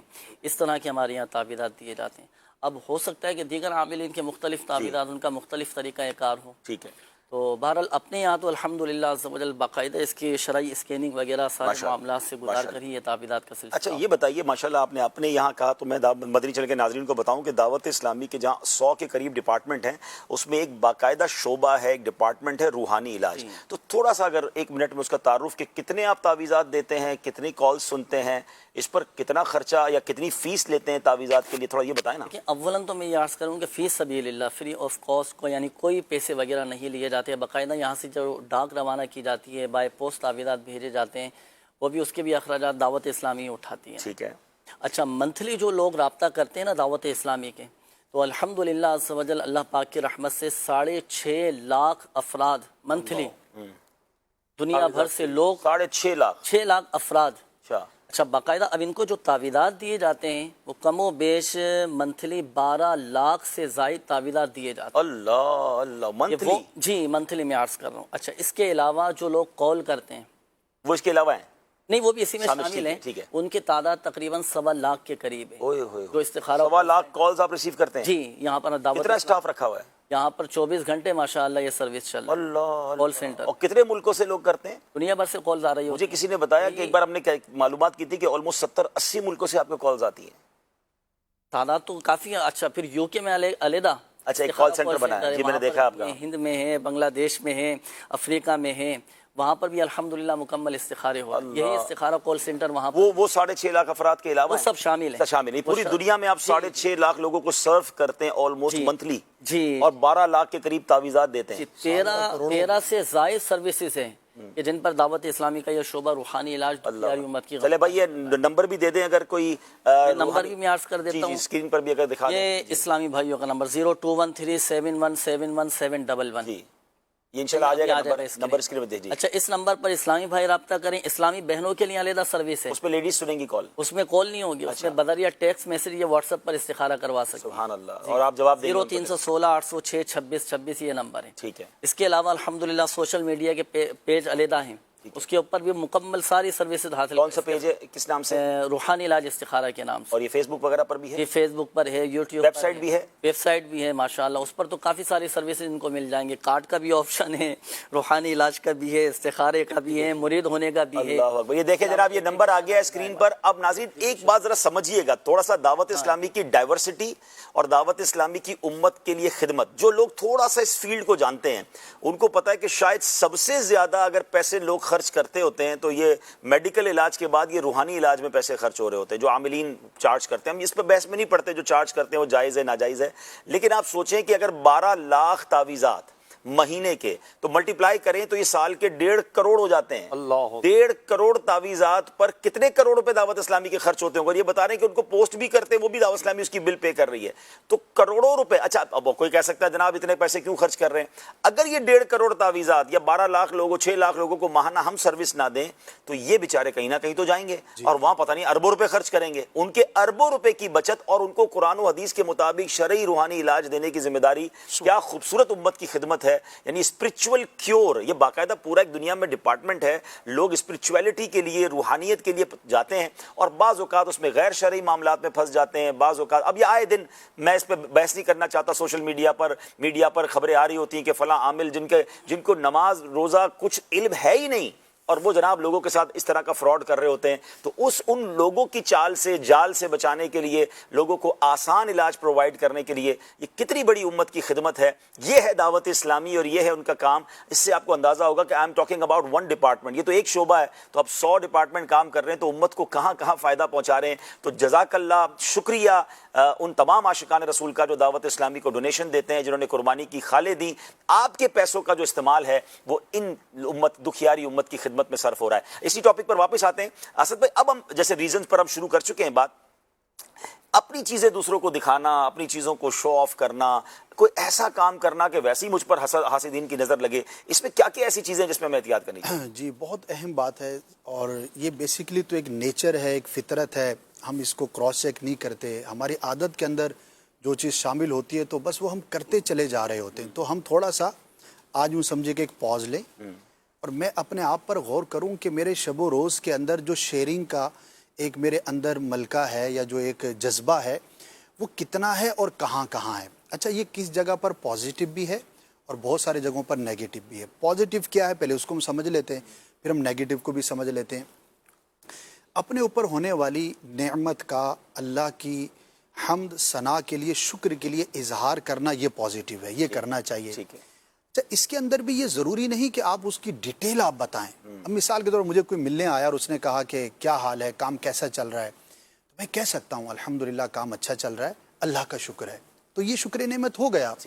اب مجھے اس میں ڈیٹیل بتانے کی کہ میں یہ کر رہا ہوں, میں یہ کر رہا ہوں, یہ کر رہا ہوں, اس کی حاجت نہیں ہے. تو شکر نعمت کریں اور اس کے اندر یہ ڈیٹیلنگ جو بلا ضرورت ہے اس کی حاجت نہیں ہے.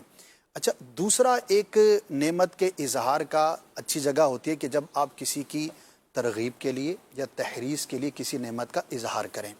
یہاں پر ہم بہت مسٹیک کر جاتے ہیں کہ میں یہ سمجھتا ہوں کہ یار مجھ سے لوگ ترغیب پا رہے ہوں گے. یار غور تو کر لو, مجھے سننے والے کتنے, مجھے فالو کرنے والے کتنے. اب ہر ایک شخص یہ سمجھے کہ میں اس لیے بتا رہا ہوں کہ لوگ مجھے فالو کریں گے, تو یہ کراس چیک کر لے ہر کوئی. اچھا یہ بات تو دیندار لوگوں میں ہو گئی نا. آپ جو دنیا کے معاملات لوگوں بتا رہے ہیں اس سے کیا فائدہ؟ اس کا تو کوئی فائدہ نہیں نا. یہ تو میں پازیٹیو والی سے, جس کو پازیٹیو سمجھ کے لوگ کر رہے ہیں. اچھا اب امیر علیہ سنت اپنی کسی عمل کا یا کسی نعمت کا اظہار کر رہے ہیں تو ہی از دا پرسنالٹی کہ جس کو لوگ فالو بھی کرتے ہیں یا دیگر ایسے افراد.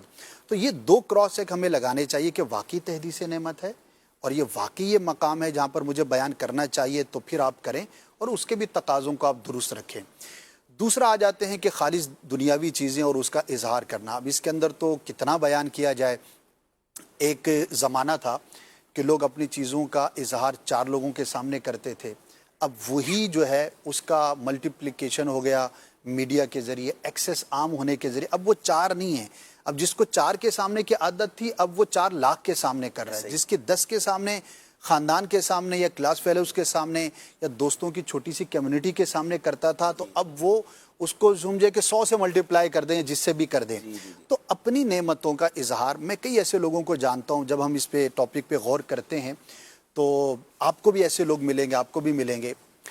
ایکسرسائز میں نے ابھی شروع کی ہے, 2 دن ہوئے, میں 2 کلومیٹر چل رہا ہوں, اور آج میں پہلا دن آفس آیا ہوں. کھانے پہ میں نے سب کو بتایا کہ الحمدللہ میں جو ہے نا فلاں ڈائٹ کا نام نہیں لیتا, میں نے ایسے کو بھی دیکھا 2 دن ہوئے وہ ڈائٹ شروع کی, ٹھیک ہے نا, سب کو بتایا. اچھا 4 نے آ کے مجھے بتایا کہ فلاں نے یہ کیا ہے. آپ یقین کریں 1 مہینے کے بعد اس کا وزن جہاں تھا نا اس سے بڑھ گیا. ارے بھائی بیمار پڑ گیا. اچھا ایکسرسائز شروع کی ہے آپ نے نیند کی روٹین ٹھیک کی ہے, آپ کے بزنس میں تھوڑا کامیابی ہونا شروع. اچھا آپ نے کوئی ریسرچ پڑھ لی ہے, اب ریسرچ پڑھ لیے تو آپ کو یاد ہے تو آپ کس کو بتائیں گے کس کو نہیں بتائیں گے. غور کر لیں, یہاں پہ بھی وہی ہے کہ ترغیب ہے تحریر ہے نہیں. میں تو اتنی کتابیں پڑھ رہا ہوں. چند دنوں کے بعد وہی آدمی جب اس سے پوچھنا, ہاں یار آپ نے 4 دن کے اندر روزانہ کے 100 صفحے کا کہا تھا, آج 50 دن ہو گئے ہیں تو 100 کو 50 سے ضرب دے کے پڑھ لیا, تو شرمندہ ہو رہا ہوتا ہے. تو ہو سکتا ہے کہ یہ جو چیزیں ہم شیئرنگ کر رہے ہیں اسی کی وجہ سے نظر ہوئی, آپ نے بلا ضرورت شیئر کیا, اور آپ کو جو ہے نا اس کا نتیجہ ناکامی کی صورت میں. میں نے کسی ایک اچھے عالم صاحب کو یہ کہا, کہتے ہوئے سنا کہ میں اپنی ذاتی یہ چند چیزیں ہیں میں کرتا ہوں, لیکن میں نے آج تک کسی کو شیئر نہیں کی. وہ جگہ ایسی تھی, وہ سمجھا رہے تھے, ان کے معتقدین تھے کہ بھائی یہ کام جو شروع کیا ہے تو آپ کرتے رہو, ہاں جب کوئی ایسی ضرورت آ گیا. اچھا لوگوں کو خود ہی پتہ لگ جاتا ہے. اچھا اس میں آپ کی بات سے لگتا ہے کہ نتیجہ بھی رک جاتا ہے, نتیجہ رک جاتا ہے. ہم جو چاہ رہے ہوتے ہیں نا بھائی میں نے نیا گھر لے لیا بنانے لگا ہوں, اور بعض اوقات پہلے سے ہی بتا دیا بھائی آپ کو جب تک کوئی چیز پوری نہیں ملی آپ پہلے کیوں شیئر کر رہے ہو, میں فلاں ملک کا ویزا اپلائی کرنے جا رہا ہوں, میں نے فلاں چیز کی تیاری کر لی ہے, آپ نے بتا دیا. اور ہم نے دیکھا کہ یہ پہلے بتا کر میں مدینے جانے کے لیے تیاری کر رہا ہوں, بعض اوقات میں دیکھا چلتے کام رک جاتے ہیں. کہتے ہیں نا وہ تو نہیں, لیکن اس کے پیچھے ریزن کیا. اچھا یہ جو اسد بھائی نے بات کی نا یہ تو اتنی بڑھ گئی ہے, اس پر ہم انشاءاللہ جنید بھائی سے مدنی پھول لیں گے, کہ کھانا کھانے سے پہلے یار مطلب اس کھانے کی تصویر شیئر ہو رہی ہے, آپ کس ریسٹورنٹ, یعنی کچھ لوگ تو وہ ہیں جن کی شاید واش روم کے جانے کے علاوہ ساری خبریں روز مل رہی ہوتی ہیں. یعنی میں ایک گروپ کو جانتا ہوں, مجھے کسی نے بتایا کہ ہمارا روز جتنے دوست ہیں صبح ناشتے کی پکچر بھیجتے ہیں, دوپہر کھانے کی پکچر بھیجتے ہیں, رات اب کیا کھا رہے باقاعدہ اس کی تصویر بھیجتے ہیں. اچھا پھر اب کیا کر رہے ہیں, اب کیا کر رہے ہیں. میرا کیوں ایک بہت قریبی اسلام بھائی, اس کو آپ بھی جانتے ہیں, اس کے ہاں 2 بیٹوں کی ایک ساتھ ولادت ہوئی, اور اس نے فوراً اپنے سٹیٹس پہ لگائی, 3 دن میں ایک بیٹے کا انتقال ہو گیا. اور مجھے مفتی صاحب نے کہا کہ مجھے ایسا لگتا ہے کہ یہ شاید نظر بد ہے, کیونکہ 2 بیٹے ایک ساتھ, اور ماشاءاللہ تھے بھی بہت خوبصورت. اب اس کو آپ نے اتنا یعنی میں سے وائرل کر دیا, دیکھنے والا کیا کس نظر سے دیکھ رہا ہے. تو یہ ہمیں نہیں اندازہ ہوتا کہ ہماری کتنے بے اولاد ہوں گے جو تمنائی ہوں گے. مفتی صاحب نے جو محروم لوگوں کی بات کی کتابوں میں لکھا ہے نا مفتی صاحب کہ بیوہ عورت کے سامنے عورت اپنے شوہر اور اپنے بچوں کی باتیں نہ بتائے, کیونکہ وہ جو عورت جس کے پاس شوہر ہی نہیں ہے یا بچے نہیں ہیں, تو آپ اس کے سامنے اپنی فیملی کی جب باتیں بتائیں گے تو اس پہ کیا گزرے گی. اچھا چلے وہ نظر نہیں بھی لگا رہی, مگر اس کو احساس محرومی تو آپ بڑھا رہے نا. یہاں تک ہے نا کہ اگر آپ پڑوسیوں کو نہیں دے سکتے تو کم از کم اس کھانے پینے کی چیزوں کے جو ریپرز ہیں چیزیں وہ تو باہر نہ رکھیں تاکہ ان کے بچے افسردہ نہ ہوں. تو یہ تو بڑا چڑھا کر بتانا, میں نے جناب فلاں کرسی لے لی تو فلاں گاڑی لے لی تو مساج چیئر لے لی, ہر چیز کو شیئر کرنا ہے اور تھوڑے دنوں بعد خود پڑے رہنا. جی اب اس پہ جیسے کہ سوشل میڈیا آیا, دھڑا دھڑ استعمال کیا, لوگ پاگل ہو گئے.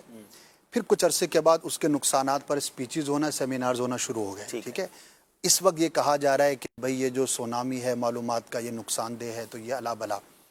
اس وقت ایک اور ٹرمینالوجی باقاعدہ ہو سکی, فلیکسنگ اس کو کہتے ہیں.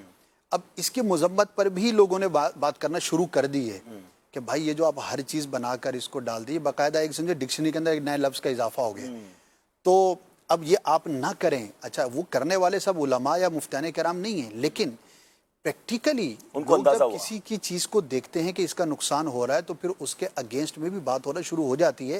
تو اس پر بھی اب بات ہونا شروع ہو گئی ہے. اچھا اس میں ایک طبقہ تو وہ ہے کہ جس کے پاس ہے اور وہ لگا رہا ہے, اور ایک طبقہ وہ ہے جس کے پاس ہے ہی نہیں اور وہ بھی لگا رہا بنا کے نا. مجھے کس نے بتایا کہ کرائے کی گاڑیاں لے کر باقاعدہ ولاگ بنانے کا ایک پورا ٹرینڈ ہے.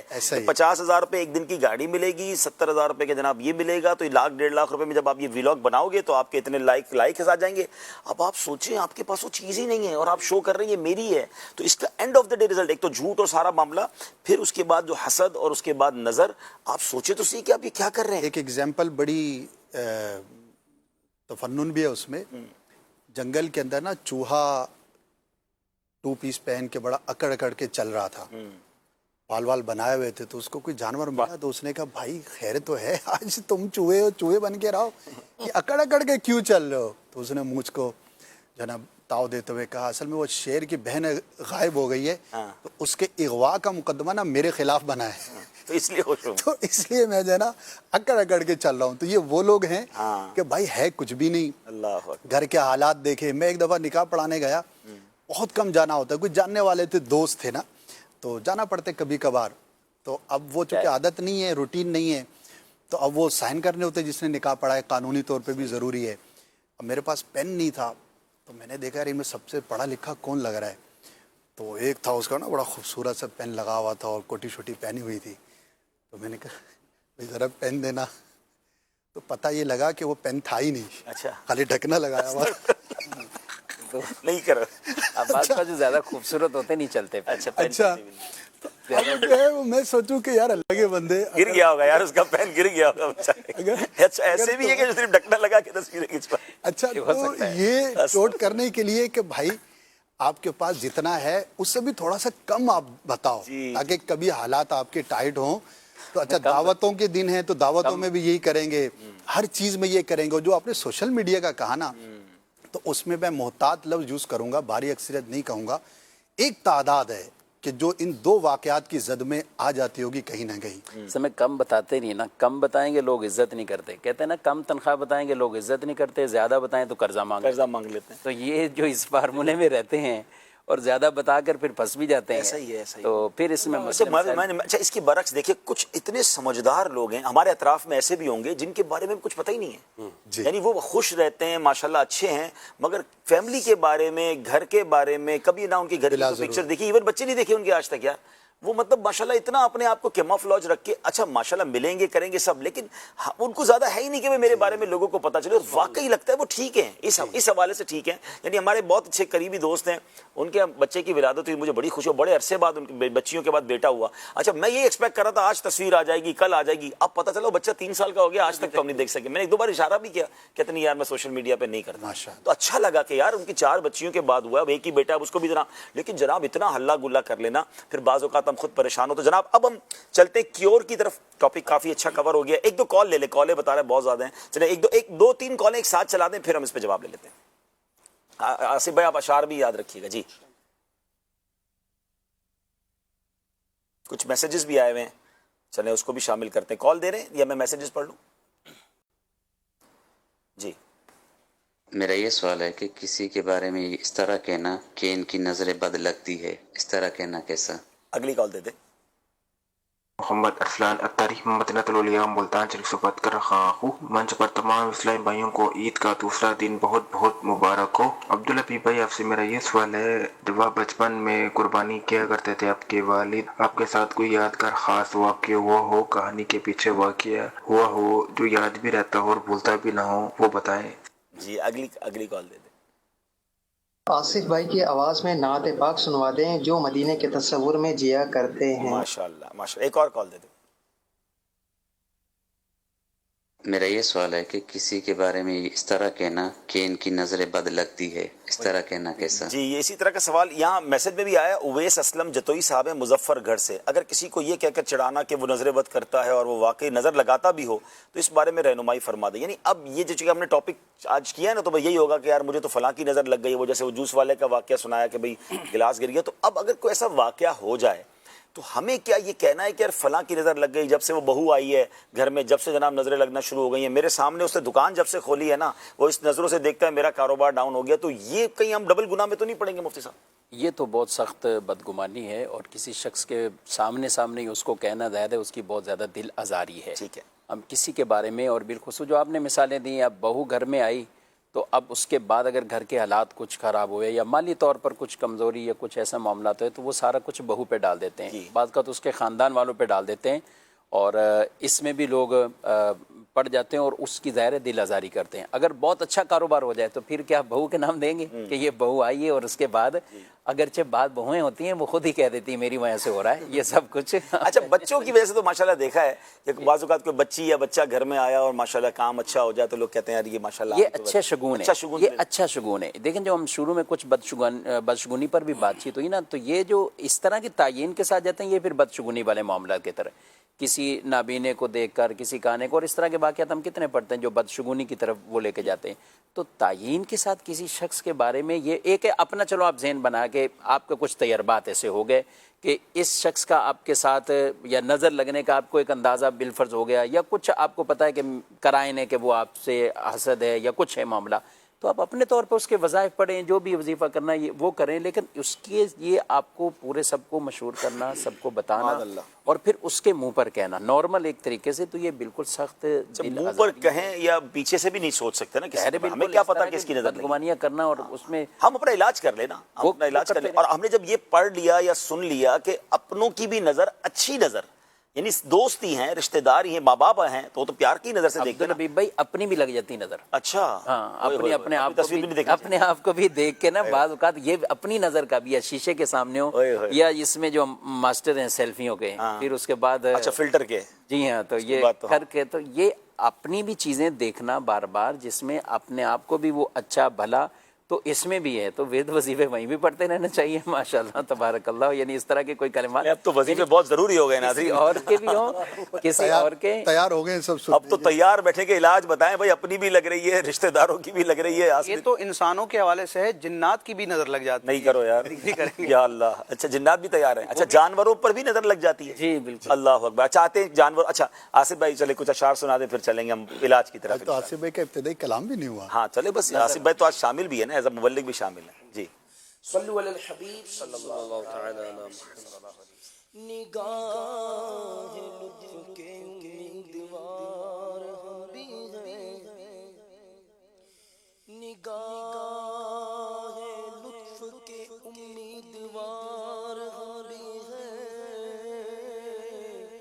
لیے ہوئے تو دل بے قرار ہم بھی ہیں, ہمارے دست تمنا کی لاج بھی رکھنا,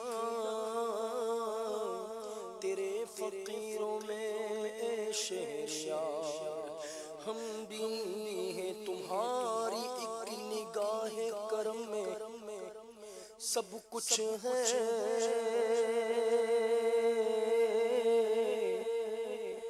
تمہاری ایک نگاہ کرم میں سب کچھ ہے,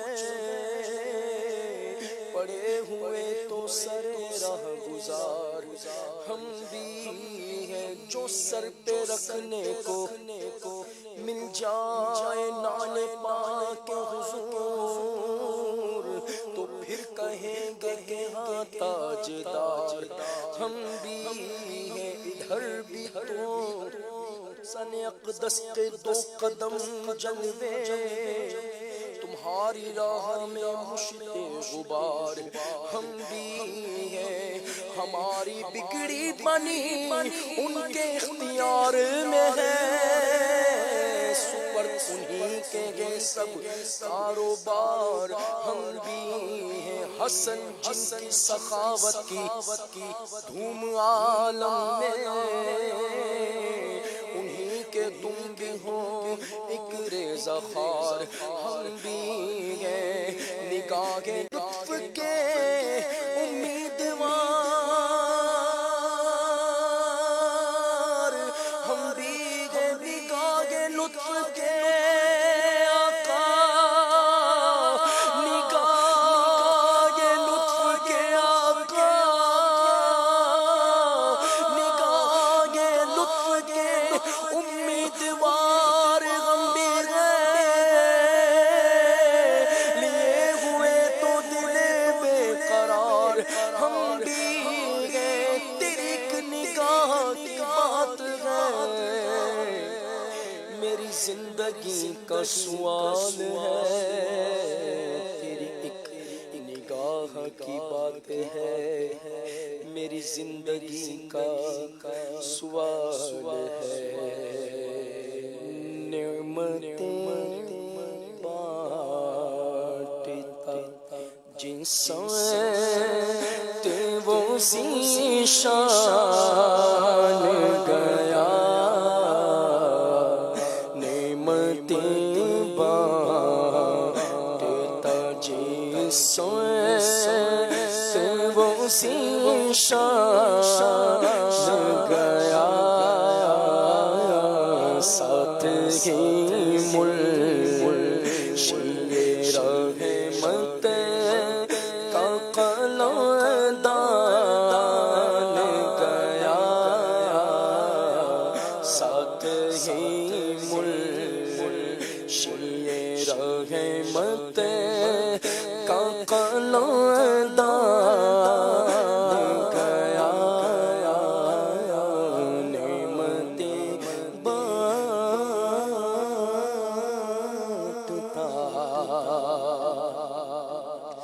لے خبر جلد کے غیروں کی طرف دھیان گیا، لے خبر جلد کے غیروں کی طرف دھیان گیا، میرے مولا میرے مولا تے بوالے، میرے مولا میرے مولا میرے آقا تیرے قربان گیا، نعمتیں بانٹتا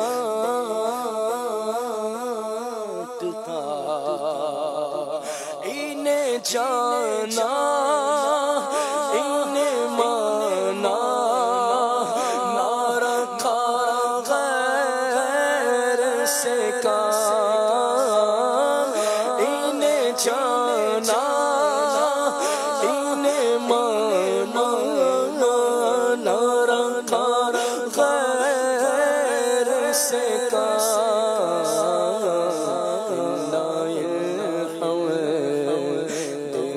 دنیا سے مسلمان گیا، للہ الحمد میں دنیا سے مسلمان گیا، نعمتیں بانٹتا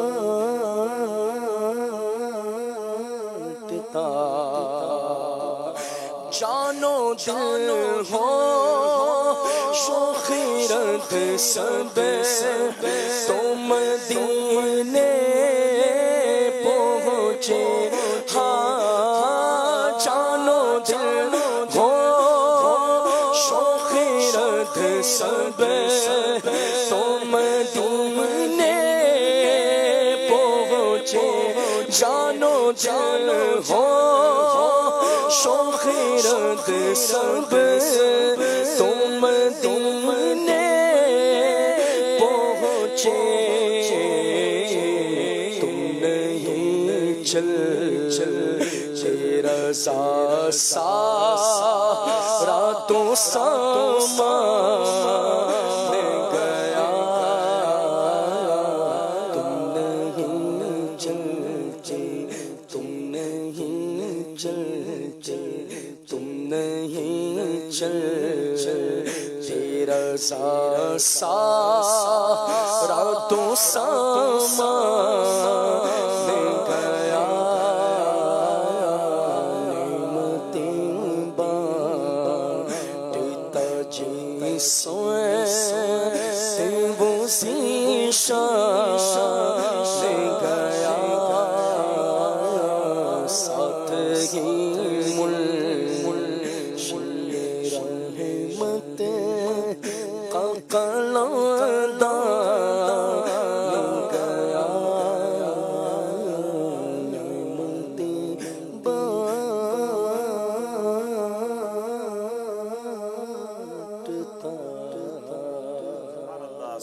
اللہ جان و دل ہوش و خرد سب تو مدینے پہنچے تم نہیں چلتے رضا سارا تو سامان گیا. مجھ سے ایک سوال ہوا تھا کہ بچپن کا کوئی واقعہ، تو ابھی غالباً کل پروگرام آئے گا، بچوں کے ساتھ عید کا ایک پروگرام میں نے کیا ہے، تو اسی طرح کے سوالات بچوں نے مجھ سے کیے ہیں، تو انشاءاللہ اس میں تفصیل سے کچھ واقعات عرض کیے ہیں، تو انشاءاللہ وہ آپ سن لیں گے تو انشاءاللہ آپ کو جواب بھی مل جائے گا.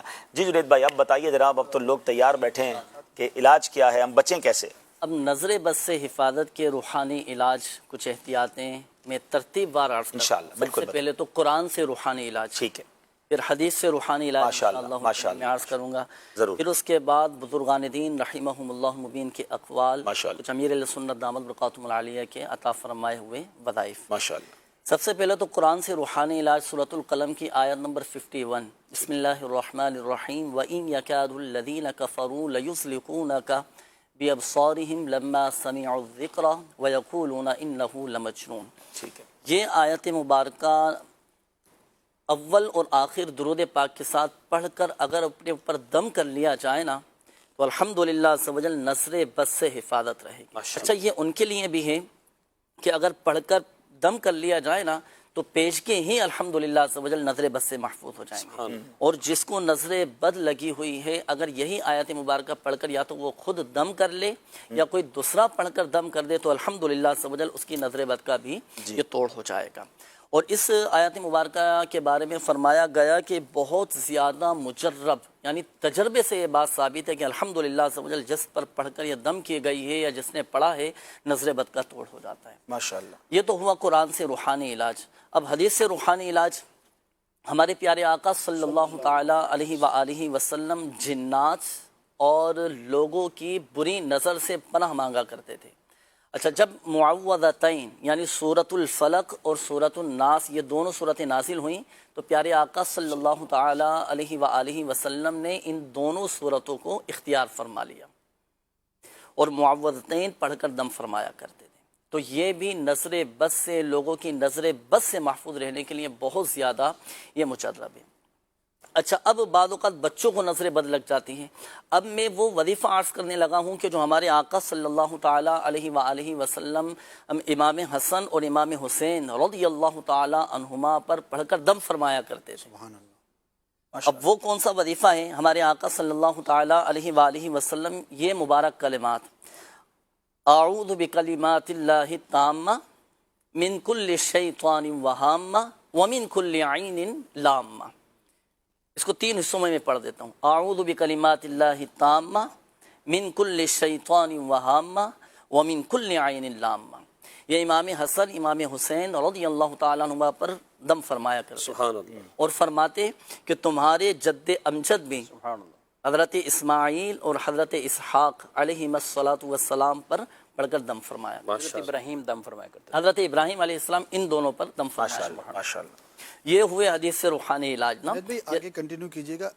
ایک دفعہ ہم نے پڑھا پھونکا، یہ کتنے دن تک ایفیکٹیو رہے گا؟ اس کی بھی کوئی ہے کیلکولیشن؟ حصول شفا یہ وظائف ہوتے ہیں. اب یہ حدیث پاک میں جیسے بیان فرمائیں گے تو بطور برکت کی نیت سے بھی ہمارے آقا صلی اللہ علیہ وسلم کے مبارک کلمات ہیں تو ویسے بھی پڑھتے رہے. اور کچھ وظائف تو روزانہ ہی پڑھنے کے نا، جیسے ہر رات کو پڑھنے کے حوالے سے ہیں اور رات کے شر سے بچنے کے حوالے سے بھی بطور اب میں وہی عرض کرنے لگا ہوں جو ہمارے آقا صلی اللہ علیہ وآلہ وسلم رات کو آرام فرمانے کے لیے بستر مبارک پر تشریف لے جاتے ہیں. یہ تو ایسا مبلغ اور جامع وظیفہ یوں کہیے کہ ہمارا اپنا خود کا حصار بن جائے گا. رات کو سونے سے پہلے ہمارے آقا صلی اللہ علیہ وآلہ وسلم جب بستر مبارک پر تشریف لے جاتے ہیں سورۃ الاخلاص، سورۃ الفلق اور سورۃ الناس پڑھ کر دونوں ہاتھوں مبارک پر دم فرماتے، اپنے سر پر، اپنے چہرے پر اور پورے جسم اقدس پر ہاتھ پھیر لیا کرتے. یہ 3 مرتبہ عمل آپ فرماتے.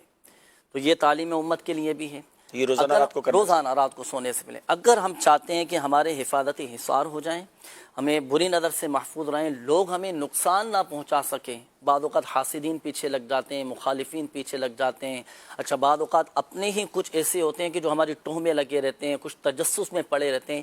ان سب کے برے شر سے الحمدللہ سے حفاظت ہو جائے. یہ اپنے حوالے سے. اب آئیے بچوں کے حوالے سے. عموماً گھروں میں بچے ہوتے ہیں, بچوں کو نظر بد لگ جاتی ہے. اچھا یہ بڑوں کے لیے بھی ہے, اور جو وظیفہ میں نے عرض کیا اعوذ بکلمات اللہ التامہ ومن کل شیطان وہامہ ومن کل عین لامہ, یہ والدین چاہیں تو پڑھ کر بچوں پر بھی دم کر سکتے ہیں. اب خاص بچوں کے حوالے سے ایک نظر بد سے حفاظت کا ایک وظیفہ امیر السنت دامت بقاتہ العالیہ نے عطا فرمایا ہے, وہ یہ کہ سورۃ الکوثر پڑھ کر بچے کے پہلے سیدھے گال پر دم کیا جائے, پھر دوبارہ سورۃ الکوثر پڑھ کر بچے کے الٹے گال پر دم کیا جائے, پھر تیسری مرتبہ سورۃ الکوثر پڑھ کر بچے کی پیشانی پر دم کر دیا جائے. الحمدللہ عز و جل بچوں کی نظر بد کا توڑ بھی ہو جائے گا. اگر پڑھ کر دم کر دیا جائے تو بچے نظر بد سے محفوظ. اچھا یہ روحانی علاج بھی ہوا. اور اس کا ایک اور عمل امیر السنت نے ارشاد فرمایا کہ یہاں ٹھوڑی پر ایک سیاہ نشان لگایا جاتا ہے بچوں کے نام. تو اس سے بھی ایک فائدہ یہ ہوتا ہے کہ بچوں کو نظر بد نہیں لگتی, کیونکہ دیکھنے والے کی نظر پہلے اس پر پڑے گی, تو وہیں اگر اللہ نہ کرے کوئی بری نظر ہوگی تو وہیں اس کا توڑ ہو جائے. ٹوٹ کے اور بھی ہیں کیا؟ اور بھی نظروں کے. اچھا اس میں تو آتے ہیں مفتی صاحب, یہ جو ابھی آپ نے بھی ایک بات کی تھی کہ کھیت کے اندر کوئی ایسی چیز لگا دی کہ بھئی کھیت کی ہریالی اور خوبصورتی کے بجائے پہلے اس پر نظر پڑی, تو کیا اس کا مطلب یہ ہوگا کہ ہم جب تیار کپڑے وغیرہ اچھے پہن رہے ہیں جس دن, تو ہم کیا اپنا کچھ کپڑوں پر کوئی داغ لگا لیں, یا اس دن کوئی ٹیڑے میڑے کچھ بن جائیں, کوئی چیزیں بٹن توڑ دیں, کیا مطلب اچھی چیزیں نہیں پہنے, اچھی چیزیں نہ لگیں, کیا کریں, گاڑی پہ خود ہی اسکریچ لگا دیں اپنی؟ اللہ پاک کی نعمتوں کا اظہار ہونا چاہیے, بلکہ خود روایات میں یہ ارشاد فرمایا کہ جب اللہ نے تمہیں نوازا ہے تو وہ تمہاری ظاہری حالت سے بھی اس کا اظہار ہو. اچھی نیتوں کے ساتھ اظہار ہونا چاہیے. جو چیزیں میں نے شروع میں ہی عرض کر دیا تھا کہ کئی چیزوں سے ہم بالکل بھی نہیں بچ پائیں گے, اور وہ معاشرے کا ایک حصہ ہے. خوشی غمی کے مواقع پر ظاہر ہے رشتہ داروں میں بھی اکٹھا ہونا ہے, اور بالخصوص جب خوشی کے مواقع ہوتے ہیں تو ہر ایک ہی بن سور کر ہی آئے گا. بلکہ اس دعوت والے کو ایک طرح کا میں سمجھتا ہوں اعزاز ہی یہی ہے کہ آپ میلے کچیلے کپڑے پہن کے نہ آئیں, اچھے کپڑے پہن کے آئیں. اس سے یہ بھی ہوگا کہ آپ نے اس کو بھی عزت بخشی ہے. بعض لوگ کہتے ہیں نہیں ہم تو بس ٹھیک ہیں, دیوانے ہم نے اسی حالت میں ہی جانا ہے, تو وہ بعض اوقات سامنے والے کے لیے بھی وہ اپنے مہمانوں کے ساتھ بٹھائے تو وہ بیچارہ عجیب محسوس کرے, اس نے آپ کو عزت بھی دینی ہے.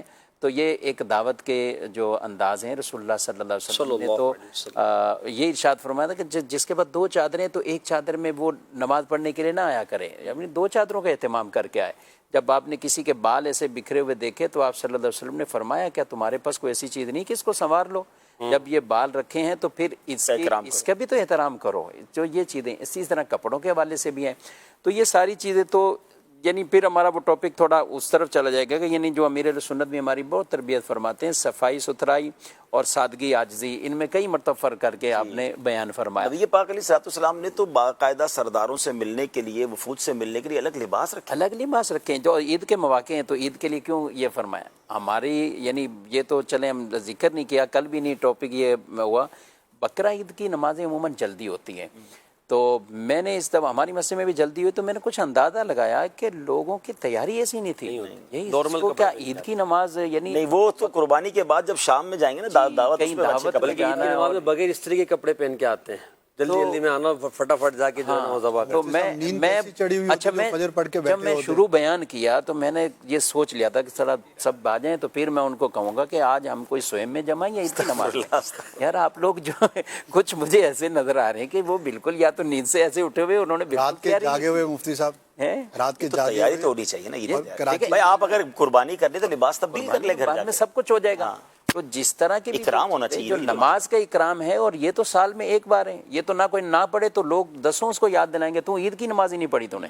اور لوگ پوچھ بھی رہے ہوتے ہیں کہ بعض اوقات دوسرے ٹائم کہاں پہ ہیں, اور مسجدوں میں رکھے بھی ایسی سہولت کے لیے جاتے ہیں کہ لوگ وہاں پہ چلو پڑھ لیں. تو یہ نماز کے لیے اکرام تھا, خاص طور پر یہ نماز کے لیے اعزاز تھا.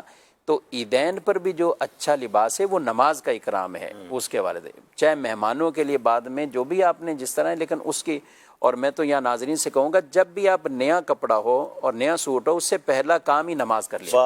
اگر ایسا بن جائے نا کہ میں نے لباس جس دن بھی نیا پہننا ہے, اچھا آپ کہیں شادی میں جانا ہے, دعوت میں جانا ہے, اچھے من صبر تو وضو تو کریں گے, یا وضو منہ تو دھوئیں گے, وضو کرنے 2 نفل پڑھ لیں. اگر مکروہ وہ اصل میں بعض اوقات تو یہ ہوتا ہے کہ نماز پڑھ کے نیا لباس پہنیں گے تاکہ سلوٹیں لگ جاتی ہیں نا نماز میں, وہ نماز ہو جائے اس کے بعد کپڑے پہن کے دعوت میں جانا. تو ویسے بہتر تو یہ نا کہ نماز کے لیے اس نیت سے اگر اچھا کپڑا پہنیں گے تو ثواب بھی ملے گا, نماز کی عزت. بارہویں میں بھی امیر سنت یہ تربیت فرماتے ہیں, بہت سارے لوگ نیا لباس جلوس میں استعمال کرتے ہیں. بالکل امیر سنت نے کئی دفعہ یہ فرمایا کہ بھائی یہ اصل تو صبح بہارا کا استعمال ہے, تو جب محفل میں آپ جا رہے ہیں پتہ ہے واپس نہیں آنا, تو اسی وقت آپ نے جو بھی نیا لباس، نیا امامہ جو بھی ہے، نئی گھڑی جو بھی چیزیں اہتمام ہے، تو وہ صبح بہاراں کے وقت، ہاں اس کے لیے اگر الگ بنا لے تو بہت اچھی بات ہے، لیکن جو ایک لباس دوبارہ استری کر لیں. ہاں جی، لیکن جو اصل جو وقت ہے وہ وہی ہے. جیسے یعنی اب میں اپنی مثال دیتا ہوں، عید کے لیے جب گئے تو نیا لباس پہنا، اب 3 بجے ٹرانسمیشن بھی کرنی تھی. اب وہ تو دماغ میں تو نا کہ ٹرانسمیشن کے لیے نیا پہنے، تو پھر وہی گھر والوں کو کہا دوبارہ تھوڑا سا استری کر دیں. قربانی جب کی تو لباس چینج کر لیا کہ ذبح کے وقت پتہ ہے خون وغیرہ لگ جاتا ہے. ایک بار ہو بھی گیا تھا میرے ساتھ، کیونکہ وہ ہم ڈائریکٹلی چلے گئے نئے کپڑے پہن کے، تو وہ پورے اس کے بعد ٹرانسمیشن بھی کرنی تھی. تو پھر میں ٹرانسمیشن میں پرانے کپڑے پہن کے آیا کیونکہ وہ خون والے ہو گئے. تو اب سمجھ آ گئی، تو اب کیا کیا کہ بھائی چینج کیا لباس اور قربانی کی، پھر دوبارہ چینج کر لیا تو ہو جاتا ہے، کوئی ایسی بات نہیں. اور پورا دن چلتا ہے. کل رات بھی ہم وہی لباس پہن کر آئے، تو 2-3 بار اگر آپ دوبارہ اس کو تھوڑا سا استری کروا لیں اور کیا ہو جاتا ہے. لیکن اصل چیز تو عید کی نماز ہے نا، یہ اس کا اکرام ہے، عید کا دن ہے، لوگ آپ سے ملیں گے، آپ لوگوں سے ملیں گے. تو ہم عرض کر رہے تھے وہ چیز کہ آپ نے فرمایا کہ پھر اظہار نہ کرے، تو اظہار اپنی، لیکن وہ جو انہوں نے بتایا حصار کر لیں، اظہار کریں. اب گاڑیوں پر جو اپنے کا اسکریچ ڈال دیں اس کو کوئی نقصان تو ایسا نہیں ہے. گاڑیوں پہ بھی ہاں کچھ لوگ احتیاطی تدابیر کے لیے کچھ نہ کچھ لٹکاتے ہیں، ہم ان کو منع بھی نہیں کرتے.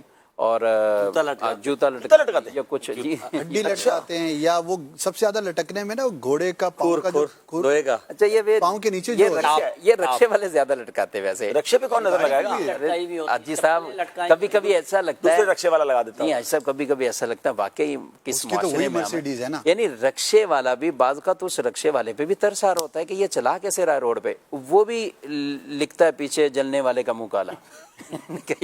اس سے بھی اگر کوئی بندہ جل رہا ہے، جس بیچارے کے پاس سائیکل ہے اس کے لیے تو رکشہ بھی بہت مرسیڈیز، اس کی وہی مرسیڈیز ہے. یعنی یہ اچھی بات ہے لیکن کہنا نہیں چاہیے. جی ادھر آ جائیں واپس بھائی، کچھ بتائیں، مزید علاج بتائیں. اچھا اور چیزوں پر بھی نظر لگتی ہے؟ جی بالکل، نظر بد، بچوں اور انسان کے علاوہ. جی جی بالکل، آپ کے ساز و سامان پر، آپ کی چیزوں پر نظر بد لگ جاتی ہے.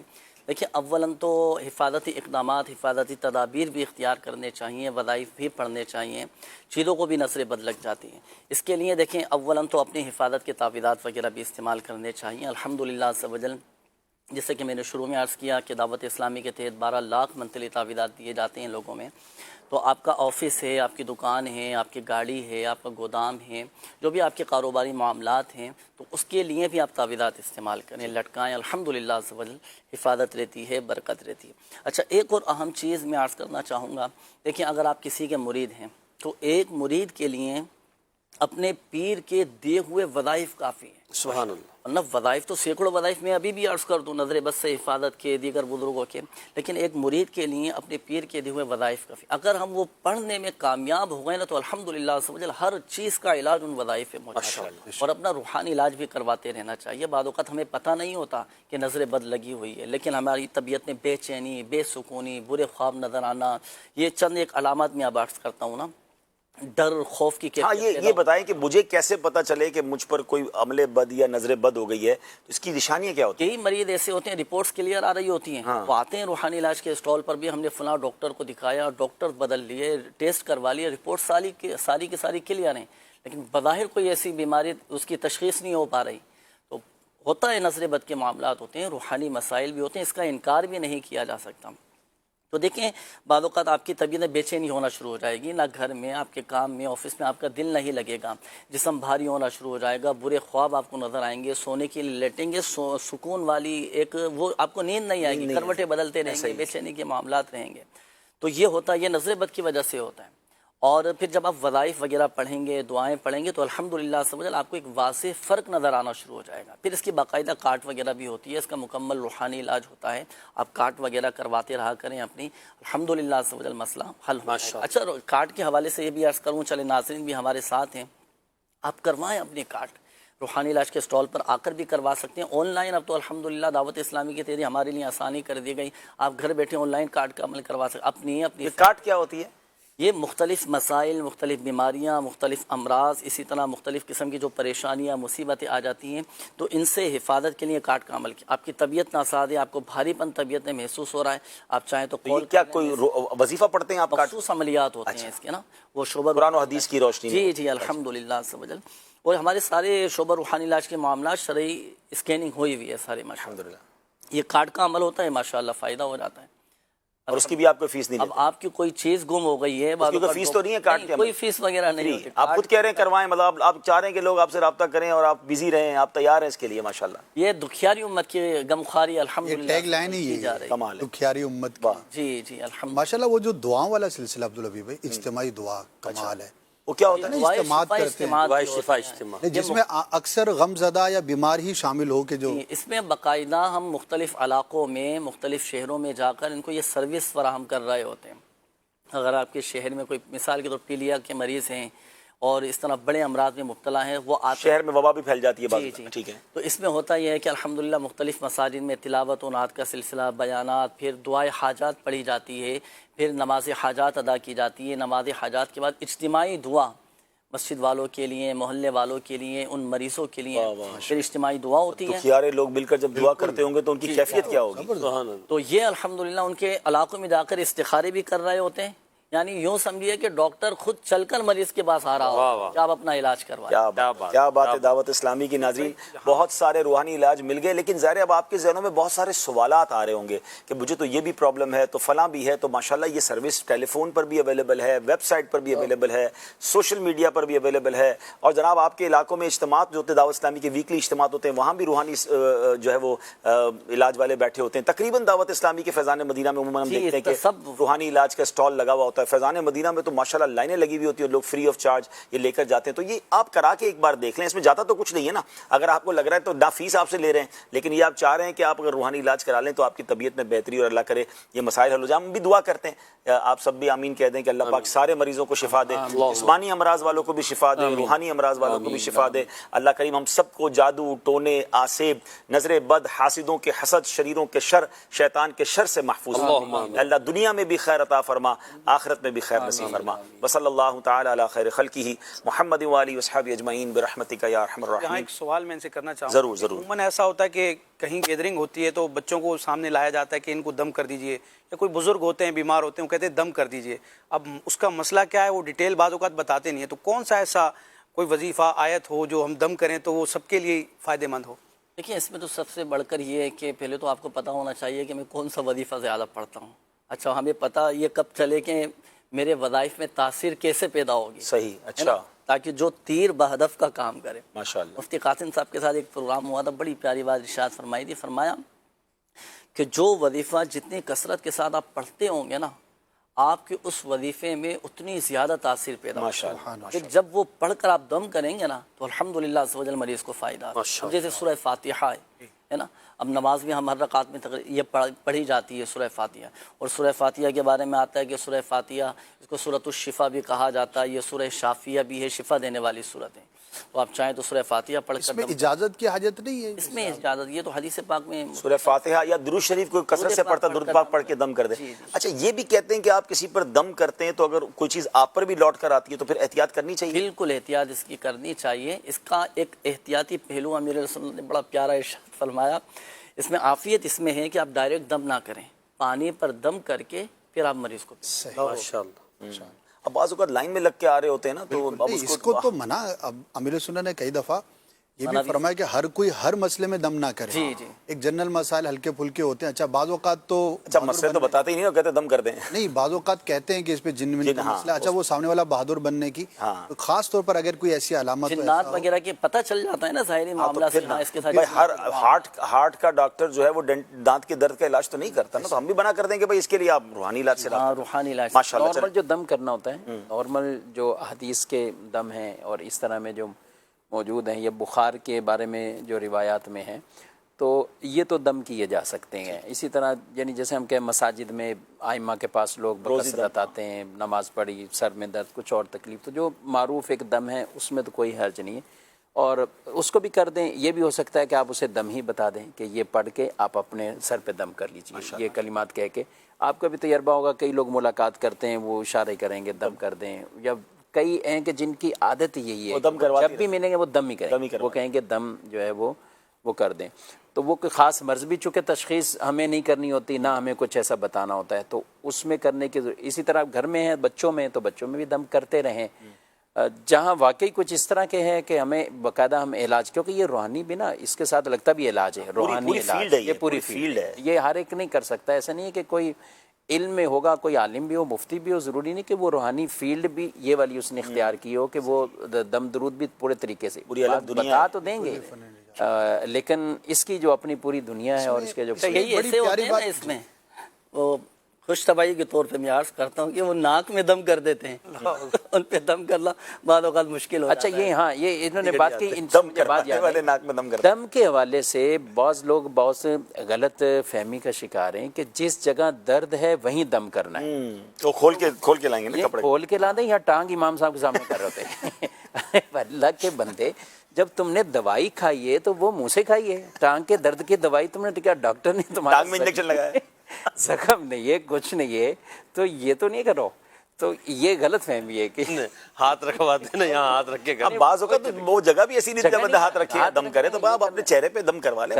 نارمل دم کرا لیں ان سے، یعنی یہ سمجھنا کہ اسی جگہ پر ہی ہاتھ پھیر کر کرنا ہے تو ہی دم اثر کر دے گا، ورنہ تو یہ بالکل غلط ہے۔ اور بعض اوقات کہ دل میں درد ہو رہا ہے تو اس بٹن کھولیں گے تو پھر دل تو اور اندر چیز، سینہ بھی چیر دو، پھر اندر ہی جا کے دم کرے بھائی، جب چمڑی کے اوپر سے دم ہو سکتا ہے تو کپڑے کے اوپر سے بھی ہو سکتا ہے نا۔ اچھا اس میں ایک بہت پیاری بات کسی نے کہی تھی کہ جس طرح ہم چوری کا انتظار کیے بغیر کنڈی لگاتے ہیں، دکان کو تالا لگاتے ہیں، اسی طرح ہمیں کوئی مسئلہ نہیں ہے، نہ نظر بد ہے، نہ جادو جنات کا مسئلہ ہے، تو جو امن کے اوقات ہیں اس میں بھی کوئی نہ کوئی ایک یا دو وظیفہ اپنی زندگی کی روٹین میں شامل رکھیں۔ پیر صاحب کے ہوں تو بہت، اور یہ سورہ فلق، سورہ ناس اور جو سورہ اخلاص والا بتایا تو بڑا کمال کا ہے، سونے سے پہلے کریں، روٹین میں رکھیں، تو کسی کی چیز کے برے وقت آنے سے پہلے ہی آپ اس کی پروٹیکشن کریں۔ یہ جو فرمایا گیا مفتی صاحب نے فرمایا کہ ہر مفتی اور عالم بھی یہ دم وغیرہ کی فیلڈ نہیں رکھتا، تو ایک مسئلہ وہ بھی ہے جو اسد بھائی سے متعلق ہے، ماشاءاللہ یہ خوابوں کی تعبیر بیان کرتے ہیں، تو عموماً عوام میں یہ ہوتا ہے کہ وہ ہر عالم سے جو بھی اسکالر کے نام پر مشہور ہو اس سے خواب کی تعبیریں پوچھتے ہیں، اور بعض اوقات وہ خطرناک خواب ہوتی ہے۔ اس کی علمیت کا انکار نہیں کرنا چاہیے، ظاہر ہے کہ یہ ایک الگ چیز ہے، اس نے اس میں اسٹڈی نہیں کیا یا وہ نہیں بتاتے، تو ہمیں یہ نہیں سمجھنا چاہیے کہ معاذ اللہ خوابوں کی تعبیر نہیں، ان کو علم کیوں نہیں آتا۔ اچھا بعض اس طرح میرے سے تو بہت رابطے میں رہتے ہیں کہ ہم کیا کہیں، ان کو یہ عرض کرتا ہوں کہ آپ ایکسپلین کر دیں، اور عوام کو چاہیے کہ کسی کے بارے میں یوں بدگمانی نہ کریں، یار اس سے یہ پوچھا یہ کیوں نہیں، وظیفہ بھی نہیں آتا، وظیفہ بھی نہیں آتا، دم بھی نہیں کرتے، تو ہر چیز کی ایک فیلڈ ہے، اسی سے متعلق جو ہے وہ رابطہ۔ لیکن اسد بھائی یہاں ایک سوال تو بنتا ہے، روحانی علاج والوں نے اپنی سروس بہت بڑی سروس بتائی ہے، اور آپ ماشاءاللہ مدنی چینل کے نگران اور رکن شورا بھی موجود ہیں، تو آپ بھی تو خوابوں کی تعبیر لائیو طے کرنے کی دیکھیں، یہ سوال تو ہے۔ اصل مسئلہ یہ ہے نا کہ خواب تو روز آتے ہیں مفتی صاحب، اگر یہ کام شروع کر دے، بیمار تو بندہ کبھی کبھی ہوتا ہے، تو ہر صبح اٹھ کے، بلکہ کچھ لوگ دوپہر کو بھی سوتے ہیں، دیکھو خوابوں کا زیادہ دو بار خواب آئیں گے، پھر استخارہ کال سینٹر بھی کئی کال ایسی ہوتی ہیں جو خوابوں کی۔ اچھا پتہ ہے کیا،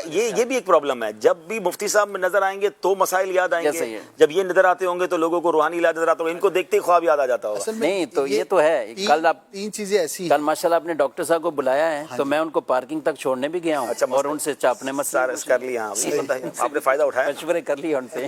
تین فیلڈز ایسی ہیں کہ جو ان لمیٹیڈ ہیں، آپ کا دارالفتہ اہل سنت بھی ایسا ہی ہے، آپ جتنے جوابات تیز دے رہے ہیں نا واٹس ایپ، جتنے آپ سہولت بڑھائیں گے تو یہ نہیں کہ لوگوں کے مسئلے حل ہو گئے، وہ اتنے زیادہ آئیں گے۔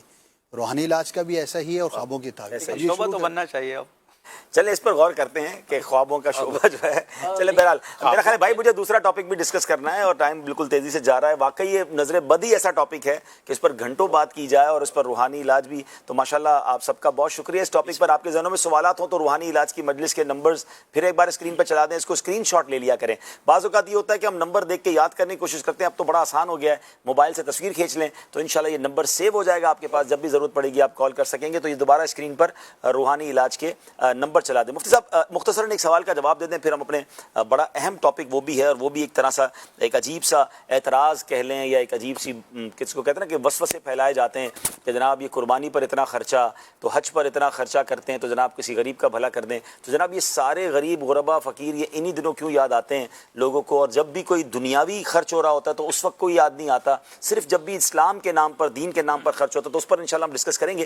لیکن اس وقت آپ کے پاس بھی حاجیوں کے تاثرات اور سوالات آ رہے ہوں گے، شدید گرمی کے معاملات ہیں، اور جو اللہ پاک سب کی حفاظت فرمائے، خیر سے سب اللہ کرے کہ خیر سے حج کر کے کمپلیٹ کر کے آئیں، تو بڑے مسائل آ رہے ہیں، اور رمی کے خاص طور پہ، کیونکہ آج بھی رمی آخری رمی ہو رہی ہے، تو بتایا یہ جا رہا ہے کہ گرمی کی وجہ سے کل رات کے مناظر مفتی صاحب میں دیکھتا رہا، رات دیر تک ہم رابطے میں تھے حاجیوں سے، کہ رات تقریباً 12-1-2 بجے تک جو ہے مینا میں اتنا رش تھا روڈ پر کہ کاندھے سے کاندھا چھل رہا تھا، اور رمی پر بھی بہت رش تھا، کیونکہ کل بہت سارے لوگوں نے مغرب کے بعد ہی رمی کی ہے، کیونکہ وہ کئی صورتوں میں تو بلا کراہت اجازت ہے، تو باقی صورتوں میں جو بھی ہے وہ آپ بتائیں گے۔ تو آج کی رمی کے حوالے سے بھی کچھ لوگوں کے یہ میسیجز آ رہے ہیں کہ جناب اتنی گرمی ہے کہ ہمیں نکلنا مشکل ہے، بلکہ سنا یہ کہ خیموں میں بٹھا دیا گیا اور رمی کو کلوز کر دیا گیا کہ 4-5 بجے کے بعد رمی شروع کریں گے۔ تو اگر یہ رمی 4-5 بجے کے بعد شروع ہوتی ہے تو ظاہر 20 لاکھ حاجی 1-2 گھنٹے میں مغرب سے پہلے تو نہیں کر سکیں گے، تو مغرب کے بعد جو تیسرے دن کی رمی ہے اس کے بارے میں بھی کچھ ارشاد فرمائیں۔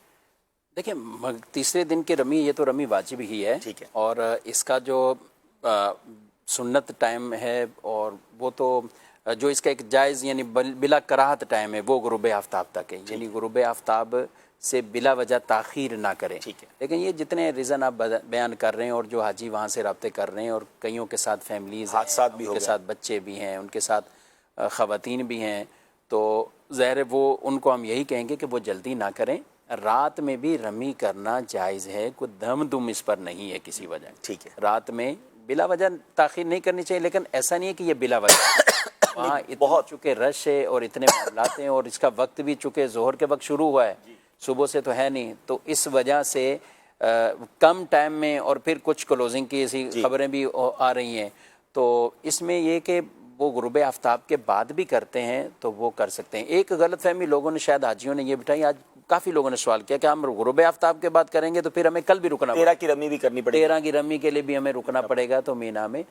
تو دیکھیں وہ ہے یہی کہ غروب آفتاب کے بعد اگر کوئی مینا تک رہتا ہے غروب آفتاب کے بعد تو پھر سنت یہی ہے کہ رک جائے اور 13 کی بھی رمی کر لے، لیکن اگر وہ چلا جاتا ہے اور یہ رات میں رمی کر کے وہ چلا گیا تو اس پہ کوئی دم یا ترک واجب نہیں ہے اس کا، یہ اس کے لیے مسئلہ ہے کہ جو 13 کی بھی رات صبح صادق تک وہیں رکا رہا، 13 کی فجر ہو گئی، 13 کی فجر ہو گئی، اب جب 13 کی فجر اس نے کر ہی لی تو اب اس پہ واجب ہو جائے گی کہ 13 کی بھی رمی کرتے ہوئے جائے، لیکن اس سے پہلے اگر مینا چھوڑ دیتا ہے، یہ رات میں اس نے کسی ٹائم بھی رمی کی اور یہ اپنے عزیزیت یا مکہ کہیں بھی چلے گئے تو پھر ان پہ 13 کی رمی واجب نہیں۔ سبحان اللہ، یہ بڑی آسانی والی گفتگو ہو گئی، اپنے حاجیوں تک یہ پیغام آپ پہنچا دیں، واقعی بہت گرمی ہے اور جس طرح کے میسیجز آ رہے ہیں لوگ بے ہوش بھی ہوئے ہیں، اللہ سب کی حفاظت فرمائے۔ تو مغرب کے بعد بھی اگر رمی کرتے ہیں، تھوڑا سا رک کے رمی کرتے ہیں، معاملات اور حالات کو دیکھ لیں۔ اب جب اگر یہ فجر تک کی اجازت ہے تو میں تو مشورہ دوں گا کہ مغرب کے بعد بھی تھوڑا لیٹ کر لیں، 10-12 بجے کر لیں، فجر میں تو بہت ٹائم ہے، اور جب رش چھٹ جائے گا تو آپ ٹھنڈے موسم میں کچھ کا موسم بہتر ہو گیا ہوگا، آپ رمی کر کے اپنے گھر واپس مکے چلے جائیں، جو بھی آپ کا ہوٹل وغیرہ ہے، کیونکہ یہ لاسٹ رمی ہے۔ اور اب آپ یہ بھی دیکھیں کہ تھکن ملٹی پلائی ہو چکی ہوگی، کیونکہ جب آپ پچھلے 4 دن سے ٹریول میں، مجھے اس طرح حاجیوں نے بتایا کہ 4-4 گھنٹے ہم نے پیدل چلیں، 3-3 گھنٹے پیدل چلیں، اور وہاں ایک اور پرابلم یہ ہو رہا ہے، اور وہ ان کی مجبوری ہے، ظاہر انتظام ان کو کرنا ہے کہ جب وہ مینا میں انٹر ہو جاتے ہیں نا تو پورے مینا میں کہیں بھی بیٹھنے نہیں دیتے وہ۔ اب جب آپ کو وہ بیٹھنے نہیں دے رہے اور آپ 3 گھنٹے سے چل رہے ہیں تو ایک عمر کے بعد آپ کو کہیں ریلیکس کے لیے بیٹھنا پڑتا ہے، تو اب آپ کنٹینیو واک ہی کر رہے ہیں، آپ کو کھڑے ہی رہنا ہے اور آپ کو واک کرنا ہے جب تک آپ اپنے ڈیسٹینیشن یعنی اپنے خیمے میں نہیں پہنچ رہے، اور بہت لمبے لمبے یو ٹرنز ہیں کیونکہ ان کو بھی ایک طرح سے ہیومن ٹریفک کو کنٹرول کرنا ہے، تو کم از کم یعنی ایک کلومیٹر کے فاصلے کے لیے 5-5 کلومیٹر چلنا پڑ رہا ہے۔ پھر وہی بات جو ہم آج ٹریننگ میں کہا کرتے تھے کہ پلیز واک کی عادت ڈالیں، پیدل چلنے کی عادت ڈالیں۔ ایسے لوگ وہاں پہنچے ہیں جو اپنے گھر سے باہر مسجد 5 منٹ کے راستے پہ وہ بھی اسکوٹر پہ جاتے تھے، تو اب ان کے لیے تو یہ 1-2-4 کلومیٹر، اور پھر جب گرمی میں یعنی مجھے اچھی طرح یاد ہے کہ پیدل حج بھی اگر کوئی نہ کرے نا، لیکن پھر بھی وہ کم از کم اس پورے حج کے اندر 40-50-60 کلومیٹر چل کے آتا ہے۔ 50-60 کلومیٹر چلنا کس کو کہتے ہیں؟ آپ نے شاید پورے سال میں اتنا نہیں چلا تھا، تو جس کی عادت نہیں ہے اس کے لیے تو پھر کافی سارے اس کے پرابلمز ہو جاتے ہیں۔ آپ کا یہ جو فارمولا ہے نا عبدالحبیب جی، آج بھی مشورہ دیا آپ کے ساتھ 2018 میں جب تھے، تو آپ ماشاءاللہ ہر چیز سیکنڈ ہاف میں کریں۔ اچھا وہ اتنا شاندار ہے، میں تو کئی لوگوں کو شیئر بھی کیا کہ یار سارا رش، سارا فوکس، سارے اکثر مسئلے وہ فرسٹ ہاف میں، کیونکہ لاکھوں لوگ ایک کام جلدی کرنا چاہتے ہیں، آپ تھوڑا رک گئے اور بالکل سکون کے ساتھ آپ ایسے ہی ہم نے الحمدللہ جب بھی رمی کی ہے جمرات کے قریب جا کے کی ہے۔ ایک دفعہ پریشان ہو گیا تھا، جو دن مجھے یاد نہیں، اچھا ہمیں بھی اب ہو رہا تھا کہ یار اتنا ٹائم آپ نے ریلیکس، کیونکہ میرا پہلا تجربہ تھا، یقین کرے جب گئے ہم تو ہمارے آگے ایک آدمی تھا، ایسے ہی کبھی ایک بھی نہیں، دیکھیں اصل مسئلہ یہی ہے کہ لوگ بعض اوقات جلدی کر کے نا پھر خیمے میں دیکھتے ہیں نا سب نے رمی کر لی میں رہ گیا ہوں اور سب باتیں کر رہے ہیں میں تو 7 بجے کر کے آ گیا میں اتنے بجے کر کے تو کون سا سرٹیفکیٹ ملا حضرت آپ کو؟ ایک صاحب میرے پاس آئے کہتے ہیں میں نے رمی بھی کر لی قربانی بھی کر لی تو میں نے کہا طواف زیارہ بھی کر لے وہ بھی کرنے جا رہا ہوں میں نے اس کے بعد کیا کریں گے؟ اس کے بعد سو جاؤں گا. میں نے کہا میں ابھی سو رہا ہوں.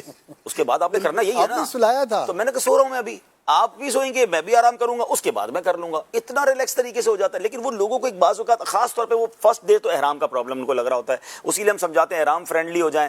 احرام آپ کو کیوں چپتا ہے یار؟ اسی احرام کے لیے روتے ہیں اور اسی احرام کو اتارنے کے لیے پریشان ہوتے ہیں. مزے کریں احرام کے اندر تو انشاءاللہ سب بہتر ہو جائے گا. بہرحال اگلے سال پھر ٹریننگ لیجیے گا. اب تو سال گزر گیا لیکن اللہ سب حاجیوں کی خیر فرمائے. اب ٹائم تھوڑا سا کم ہے لیکن ٹاپک بڑا اہم ہے تو میں پہلے تو ناظرین آپ کے سامنے ایک ریسرچ جو ہے وہ پیش کر دیتا ہوں. یہ بہت سارے لوگوں کو جو یہ خاص طور پہ ہر سال جو ہے نا وہ غریب کے بچے اور غریب کے مدد یاد آ رہی ہوتی ہے کہ جناب یہ قربانی پہ اتنا کروڑوں روپے اربوں روپے خرچ ہو رہا ہے تو یہ غریبوں کا کام اچھا ہو جائے گا یا حج پر یہ اربوں روپے خرچ ہو رہے ہوتے ہیں. جب آپ دیکھیں گے ناظرین اسلامی تہوار جس پر لوگ اللہ اور اس کے رسول کے نام پر خرچ کریں گے آپ کو اس طرح کی پوسٹیں سوشل میڈیا پر نظر آئیں گی. کبھی بھی آپ کو کسی کرکٹ میچ تو کسی 31 دسمبر کی نائٹ کی آتش بازی اور جناب کوئی نیا موبائل فون آیا جس کی جناب لائنیں لگ کے لوگ خرید رہے ہوں گے. ایک شادی کے فنکشن پر کروڑوں روپے خرچ ہو رہے ہوں گے. آپ کو نہ ہونے کے برابر وہاں کوئی بات کرتے نظر آئے گا کہ یار اس کی بجائے یہ کر لو نا. جب اللہ کے نام پر خرچ ہوگا جب اصل میں پرابلم پہلے سمجھ لیجئے کہ یہ پرابلم غریب مسلمانوں کی مدد سے نہیں ہے مدد کرنے کا نہیں ہے. پرابلم اسلام سے پرابلم ہے دین سے پرابلم ہے. لوگ اللہ کے قریب کیوں ہو رہے ہیں یہ دین پر کیوں خرچ کر رہے ہیں یہ اللہ تعالیٰ پہ خرچ کریں معاذ اللہ برے کاموں پر کر لیں کوئی پرابلم نہیں ہے. لیکن چلیں اس کا لاجیکلی اور جس کو کہنا کہ اکانومیکلی کتنا بڑا فائدہ ہوتا ہے یہ وہ بھی جواب آپ ذرا سن لیں تاکہ آپ کو اندازہ ہو کہ شریعت کے احکام کے پیچھے سبحان اللہ کتنی شاندار ایک حکمتیں ہوا کرتی ہیں. دیکھیں سب سے پہلے اکانومی کا فارمولہ کیا جو ہم نے تھوڑا بہت بزنس پڑھا اور اکانومکس کو پڑھا کہ امیر آدمی کی جیب سے پیسے نکل کر اگر غریب آدمی کے پاس چلے جائیں تو یہ آپ کی اکانومی کو بوسٹ دیتا ہے اور معاشرے کو گرو کرتا ہے. آپ کے لوگوں کی انہینسمنٹ ہوتی ہے. اور بزنس کا فارمولا بھی یہ ہے کہ پیسے کی رولنگ ہونی چاہیے. پیسہ ایک جگہ منجمد نہ ہو جائے بلکہ پیسہ جو ہے وہ فلو کرے. جب مارکیٹ میں پیسہ فلو کرتا ہے تو آپ کا بزنس آپ کی اکانومی سب آگے بڑھنا شروع ہو جاتی ہے. یہ اکانومی کا فارمولا ہم نے پڑھا اور آج تک سمجھا. اب ذرا آئیے صرف میں بقرہ عید کی پہلے بات کر لیتا ہوں اور میں 2023 کی تحقیق بتا رہا ہوں. 2024 کی انشاءاللہ ظاہر اب یہ قربانی نپٹ جائے گی تو وہ بھی آ جائے گی اور اس سے زیادہ ہی ہوگا. 2023 میں صرف پاکستان کی بات کریں تو 500 ارب روپے کی معاشی سرگرمی ہوئی ہے قربانی کے اندر. اچھا پاکستان میں تقریباً 25 لاکھ گائے 40 لاکھ بکرے اور 10 لاکھ دمبے اور تقریباً 1 لاکھ اونٹ قربان کیے گئے. ٹھیک ہے ان جانوروں سے مختلف مصارف میں 8 ارب روپے کی آمدن ہوئی جیسے منڈی کی فیس وغیرہ. یہ آمدن تو گورنمنٹ اور ٹیکس والے اداروں کو ہوئی. ماہرین کے مطابق پاکستان کا شمار دنیا کے دوسرے بڑے چمڑے اور اس کی مصنوعات بنانے والے ملک میں ہوتا ہے. اور یہ کیسے چمڑا بنتا ہے یہ لیدر کیسے بنتا ہے یہ جانوروں کی جو کھالیں ہوتی ہیں یہ بکنے کے لیے جب جاتی ہیں اور اس کے ذریعے فیکٹری والے خریدتے ہیں تو یہ چمڑے کی مصنوعات آگے بڑھتی ہیں. اور چمڑے کی انڈسٹری سے منسلک ماہرین کے مطابق 2023 میں 16 ارب روپے کی کھالیں وصول ہوئیں. 16 ارب روپے جو ہے اس کا بزنس ہوا اور جناب یہ پیسہ فلو آیا. اچھا اب مزے کی بات 16 ارب روپے ایکچولی کہاں گئے؟ آپ نے اپنے جانوروں کی کھالیں دی یہ 16 ارب روپے دینی اداروں کو گئے یہ مدارس کو گئے کیونکہ نارملی کھالیں جو ہیں یا تو فلاحی ادارے جمع کر رہے ہوتے ہیں ہاسپٹل جمع کر رہے ہوتے ہیں یا دینی ادارے جمع کر رہے ہوتے ہیں. مجھے بتائیں دینی اداروں میں پڑھنے والے بچے کون ہیں؟ کتنے غریب بچے ہیں. ان کے کھانے کا انتظام ہوا ان کے اساتذہ کی فیس کا انتظام ہوا الیکٹرک کے بل کا انتظام ہوا. اگر ہاسپٹل والوں نے شرعی طریقوں کے مطابق خریدی تو غریب لوگوں کا علاج اس میں ہوا. یعنی یہ 16 ارب روپے لاکھوں مسلمان غریب مسلمانوں کی اس میں مدد ہوئی. ابھی آگے چلیں. عید الاضحیٰ پر پاکستان میں فریج اور ڈیپ فریزر کی فروخت میں 25 سے 30% اضافہ ہوتا ہے. تو اس کا مطلب یہ ہوا کہ یہ جو مارکیٹ ہے فریج کی اس کے اندر جو کام کرنے والے مزدور ہیں سوزوکی ڈرائیور ہیں جو اس کاروبار کے اونر ہیں ان سب کے بزنس کو بوسٹ ملا. صرف کراچی میں 40 سے 45 ہزار قصاب درکار ہوتے ہیں. صرف کراچی کی بات ہو رہی ہے پورے پاکستان کی نہیں. 45,000 قصاب اور اسی طرح موسمی بھی کچھ لوگ نکل آتے ہیں تو 45,000 لوگوں کو ان 3-4 دنوں میں روزگار ملتا ہے اور ہزاروں روپے بعض اوقات کے لاکھوں روپے کماتے ہیں. ان کی پوری ٹیمز ہوتی ہیں. اس کا مطلب 50,000 فیملیز جو ہیں ان کو یہ بینیفٹ مل رہا ہوتا ہے. اچھا 2023 میں ایک اندازے کے مطابق ملک بھر سے تقریباً 23 ارب روپے کی آمدن جو ہے وہ صرف قصاب نے حاصل کی ہے.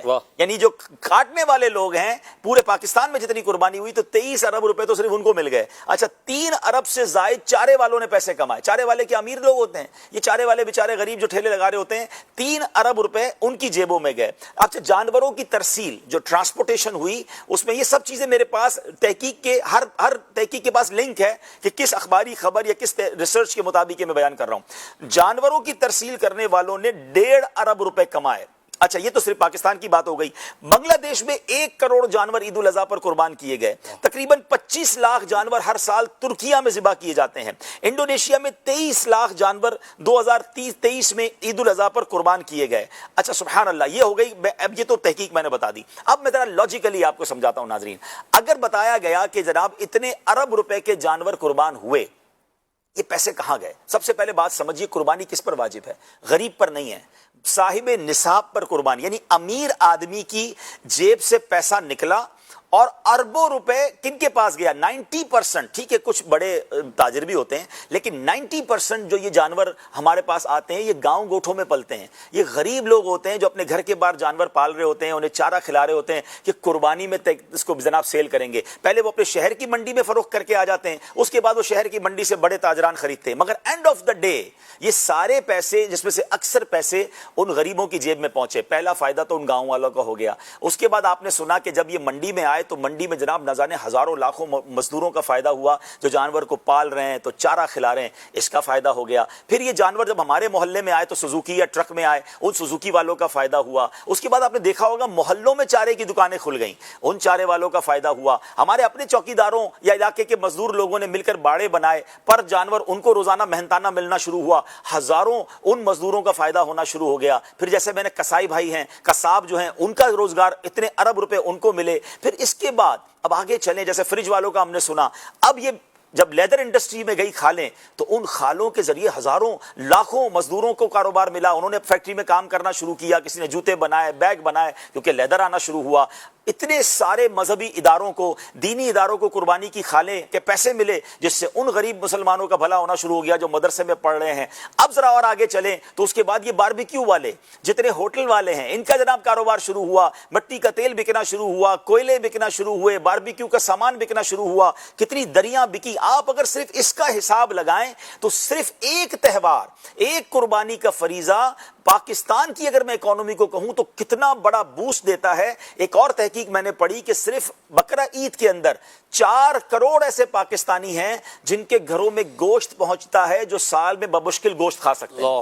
تو یہ کون لوگ ہیں؟ غریبی لوگ ہیں جو گوشت نہیں کھا سکتے, مگر 4 کروڑ مسلمانوں کے گھروں میں گوشت ایسے لوگوں تک پہنچ جاتا ہے کہ جو ماشاءاللہ اس نعمت سے لطف اندوز ہوتے ہیں. تو یہ ایک صرف تہوار کی ہم نے بات کی ہے جس کا اکانومیکل بوسٹ کتنا بڑا ہے, جس کا معاشی کتنا بڑا فائدہ ہے. کیوں یہ لوگ اعتراض کر رہے ہوتے ہیں کہ جناب غریب کا بھلا کریں؟ یہ قربانی کا ایک تہوار نہ جانے کتنے غریب مسلمانوں کا بھلا ہو جاتا ہے. چلیں تھوڑا سا آگے چلتے ہیں کہ اب جناب عید الفطر کی بات کر لیتے ہیں. ٹھیک ہے, عید الفطر میں 2024 سے متعلق کراچی تاجر ایسوسی ایشن کے مطابق مہنگائی کی وجہ سے کاروبار میں اس سال فرق آیا. پچھلے سال اس سے زیادہ کاروبار ہوتا تھا, لیکن اس سال بھی یعنی 2023 میں جب کاروبار تھوڑا ڈاؤن تھا, لوگوں کی قوت خرید کم تھی, 15 سے 18 ارب کا کاروبار ہوا. اور سبحان اللہ, ایک 2023 کی رپورٹ کے مطابق عید الفطر پر پاکستانیوں نے مجموعی طور پر 423 ارب روپے خرچ کیے. ایک محتاط اندازے کے مطابق دنیا میں تقریباً 300 ارب ڈالر سے زیادہ مسلمان زکوٰۃ ادا کرتے ہیں, جو زیادہ تر عید الفطر اور رمضان کریم میں ادا کی جاتی ہے. اب آپ ذرا سوچیں کہ 300 ارب ڈالر یہ کہاں گئے, کس کی جیب سے نکلے؟ زکوٰۃ کس پر ہے؟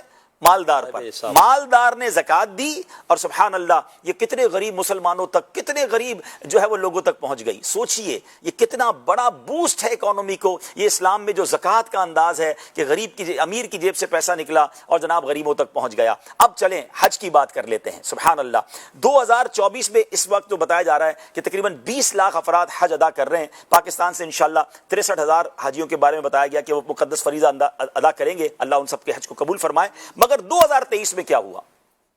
2023 کے اندازوں کے مطابق 2.5 ملین یعنی 25 لاکھ حاجیوں نے سفر کیا، اور ان کی بورڈنگ اور ان کے سفر کے اوسطاً جو $5,000 کا ان کا پیکج تھا، تو اس کے مطابق 12.5 بلین 12.5 ارب ڈالر کی مالی سرگرمی ہوئی۔ تعمیرات، خوراک، نقل و حمل، لباس، ان تمام چیزوں کو ملائیں تو براہ راست ان تمام انڈسٹریز کا فائدہ ہوا۔ احرام بنانے والی کمپنیوں کو لے لیں جناب، وہاں جتنی خوراک بٹی، جتنے لوگوں نے کھانا کھایا، جتنا جو سفر کے اندر جو چیزوں کی ضرورت پڑی، اس ساری انڈسٹری کو 12.5 بلین ڈالر کا بوسٹ ملا۔ ماہرین کے اندازوں کے مطابق 2023 حج اور قربانی اگر ان دونوں کو ملا لیں تو اس میں جو اقتصادی سرگرمیاں ہیں، معاشی سرگرمیوں پر تقریباً 230 بلین ڈالر سے زیادہ خرچ ہوا۔ سبحان اللہ، یہ کتنا بڑا اکانومی کا بوسٹ ہے کہ یہ پیسہ مارکیٹ میں آیا، یہ فلو بڑھا اور ہزاروں لاکھوں کروڑوں لوگوں کو اس کا فائدہ ہوا۔ آپ کو یہ جان کر بھی خوشی ہوگی، حیرت بھی ہوگی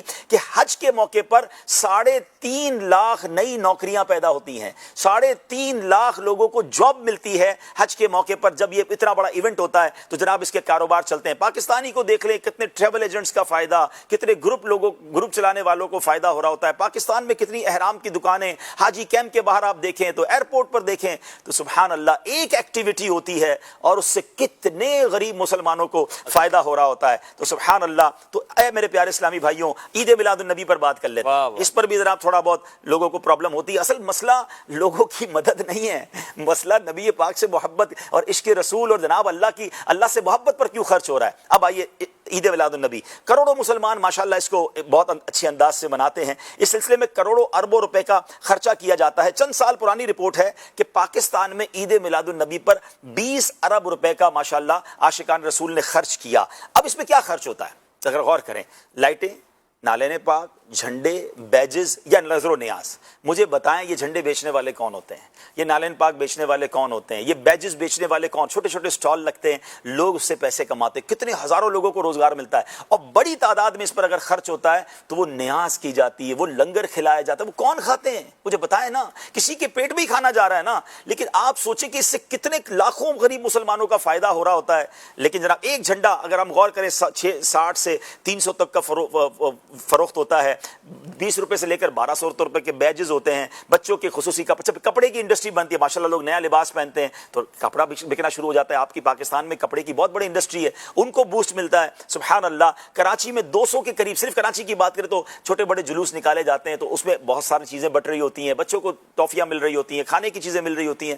اینڈ آف دا ڈے اگر اس کو واقعی کوئی معاشی ماہر دیکھے، کوئی اکانومی کا جس کو کہتے ہیں نا کہ ایکسپرٹ اس کو دیکھے تو سبحان اللہ وہ یہ کہنے پر مجبور ہو جائے گا کہ یہ کتنے خوبصورت تہوار ہیں، یہ کتنے خوبصورت ایونٹ ہیں کہ جس سے اکانومی کو بوسٹ ملتا ہے، جس سے غریب لوگوں کو روزگار ملتا ہے، مسلمانوں کے چہروں پر خوشی جاتی ہے، کئی لوگوں کے گھروں میں کھانا پہنچتا ہے، کسی کے گھر میں گوشت پہنچتا ہے، کسی کے گھر پہ تحائف پہنچ رہے ہیں۔ تو اس سے اچھے اسلامی تہوار کون سے ہوں گے؟ تو آئندہ جب بھی کوئی ایسی بات ہو تو آپ کو یہ سمجھ آ جانا چاہیے کہ یہ جناب اسلام سے ان کو جو ہے وہ پرابلم ہے جس کی وجہ سے یہ اعتراض کر رہے ہوتے ہیں۔ ہم مسلمان ہیں، ہمیں یہ معاشی فوائد پتہ ہو یا نہ پتہ ہو، ہمارا کام لبیک کہنا ہے۔ بڑی خوبصورت حدیث پاک ہم نے بار بار اس عید الاضحیٰ پر سنی کہ حدیث پاک کا مضمون ہے کہ اللہ کے نزدیک یوم النحر جو قربانی کے جانور کے خون بہانے سے افضل کوئی عمل نہیں ہے۔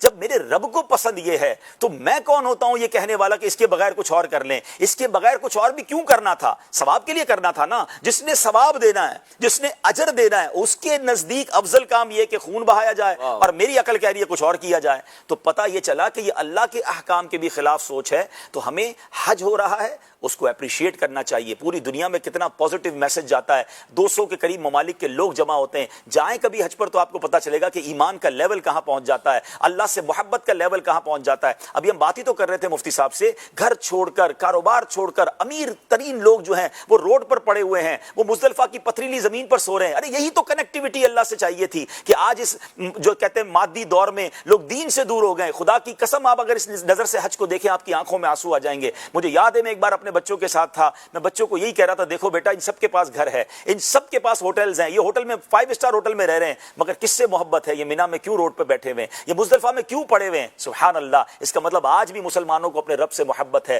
وہ لاکھوں کروڑوں خرچ کر کے تھکنے کے لیے تیار ہیں، وہ لاکھوں کروڑوں خرچ کر کے اس آزمائش کو لینے کے لیے تیار ہیں۔ ارے جو نہیں جا سکے وہ رو رہے ہیں کہ یا اللہ یہ موقع دے، ہم بھی ادھر جائیں گے، ساری لگژریز کو چھوڑیں گے، میلے کچیلے بن جائیں گے، دھوپ میں بے شک پسینہ بہے گا، کئی کلومیٹر چلنا پڑے گا، مگر مولا ہم بھی تیری بندگی کرنا چاہتے ہیں، ہمیں وہ تکلیف برداشت ہے، بلکہ یہ مولا یہ موقع بار بار عطا کر۔ ارے سبحان اللہ، یہ حج اور عمرے جتنے بڑھیں گے اتنا اللہ سے محبت بڑھے گی، دین سے کنیکٹیویٹی بڑھے گی، اور انشاءاللہ اس سے آپ دیکھ رہے ہیں دنیا میں کوئی ایسا مذہب نہیں ہے جہاں اتنی بڑی تعداد میں لوگ جمع ہوتے ہوں، اپنی جیب سے خرچ کر کے جمع ہوتے ہوں، اور اس طرح محبت اور پیار کے ساتھ جمع ہوتے ہوں۔ تو ہمیں ان تمام چیزوں پر فخر ہونا چاہیے، خوشی ہونی چاہیے، اور اللہ سے دعا کرنی چاہیے اللہ ہمیں بھی حج اور عمرے کی سعادت نصیب فرمائے۔ تو بہرحال یہ چند باتیں میں نے عرض کی ہیں، امید ہے یہ وسوسے بھی ختم ہوں گے، اور جب اس کا شارٹ کلپ آپ دیکھیں گے تو اس کو آپ شیئر بھی کریں تاکہ آئندہ بھی اس طرح کی کبھی کوئی بات نہ ہو۔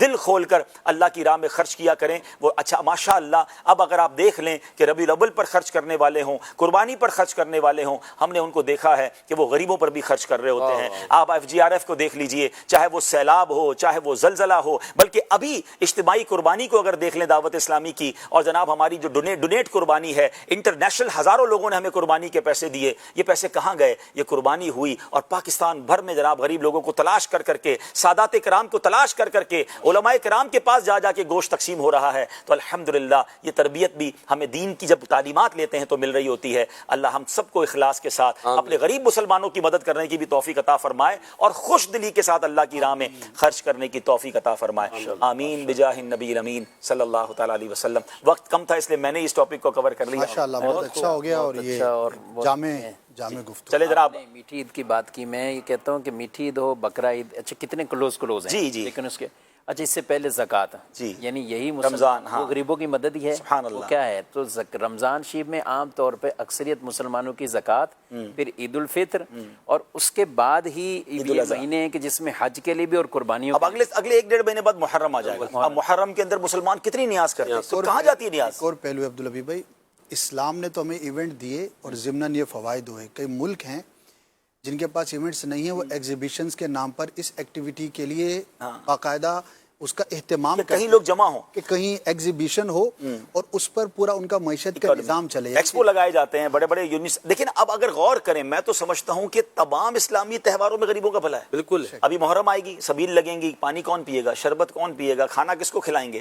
غریب مسلمان بھی تو اس سے فائدہ اٹھا، ٹھیک ہے امیر بھی فائدہ اٹھاتے ہیں، غریب بھی اٹھاتے ہیں، اچھا لیکن خرچ کون کرتا ہے؟ سبزی والے، اناج، اب چترا اناج ہی بکے گا، اس کے بعد ربیع الاول آ جائے گا۔ آپ ماشاءاللہ دیکھیں 1-2 مہینے گزرتے، پھر رجب شعبان رمضان پھر ہے، سبحان اللہ۔ تو عاشقان رسول تو یہ ان تہواروں کو انجوائے بھی کرتے ہیں، اور اس سے الحمدللہ بہت بڑا معیشت کو فروغ بھی ملتا ہے، غریب مسلمانوں کو بھی فائدہ ہوتا ہے۔ ہمیں اجازت دیجیے، انشاءاللہ اگلے سلسلے بھی آپ کے منتظر ہیں، آپ مدنی چل کے ساتھ رہیے۔ آج رات 10 بجے انشاءاللہ ایک بار پھر میری حاضری ہوگی، اور سبحان اللہ ہمارے منچ پر قبلہ مفتی قاسم صاحب ہوں گے، نگران شورا ہوں گے، پروگرام کا نام ہے ذاتی تجربات، اس میں بھی ہمارے ساتھ شامل رہیے گا۔ صلو علی الحبیب صلی اللہ تعالی علی محمد صلی اللہ علیہ وسلم۔ بکھرے فضاؤں میں خوشیوں کے رنگ، رب کی عطائیں ہیں مومن کے سنگ، عید کے رنگ مدنی چینل کے سنگ۔ اللہ اکبر، اللہ اکبر، لا الہ الا اللہ، واللہ اکبر، اللہ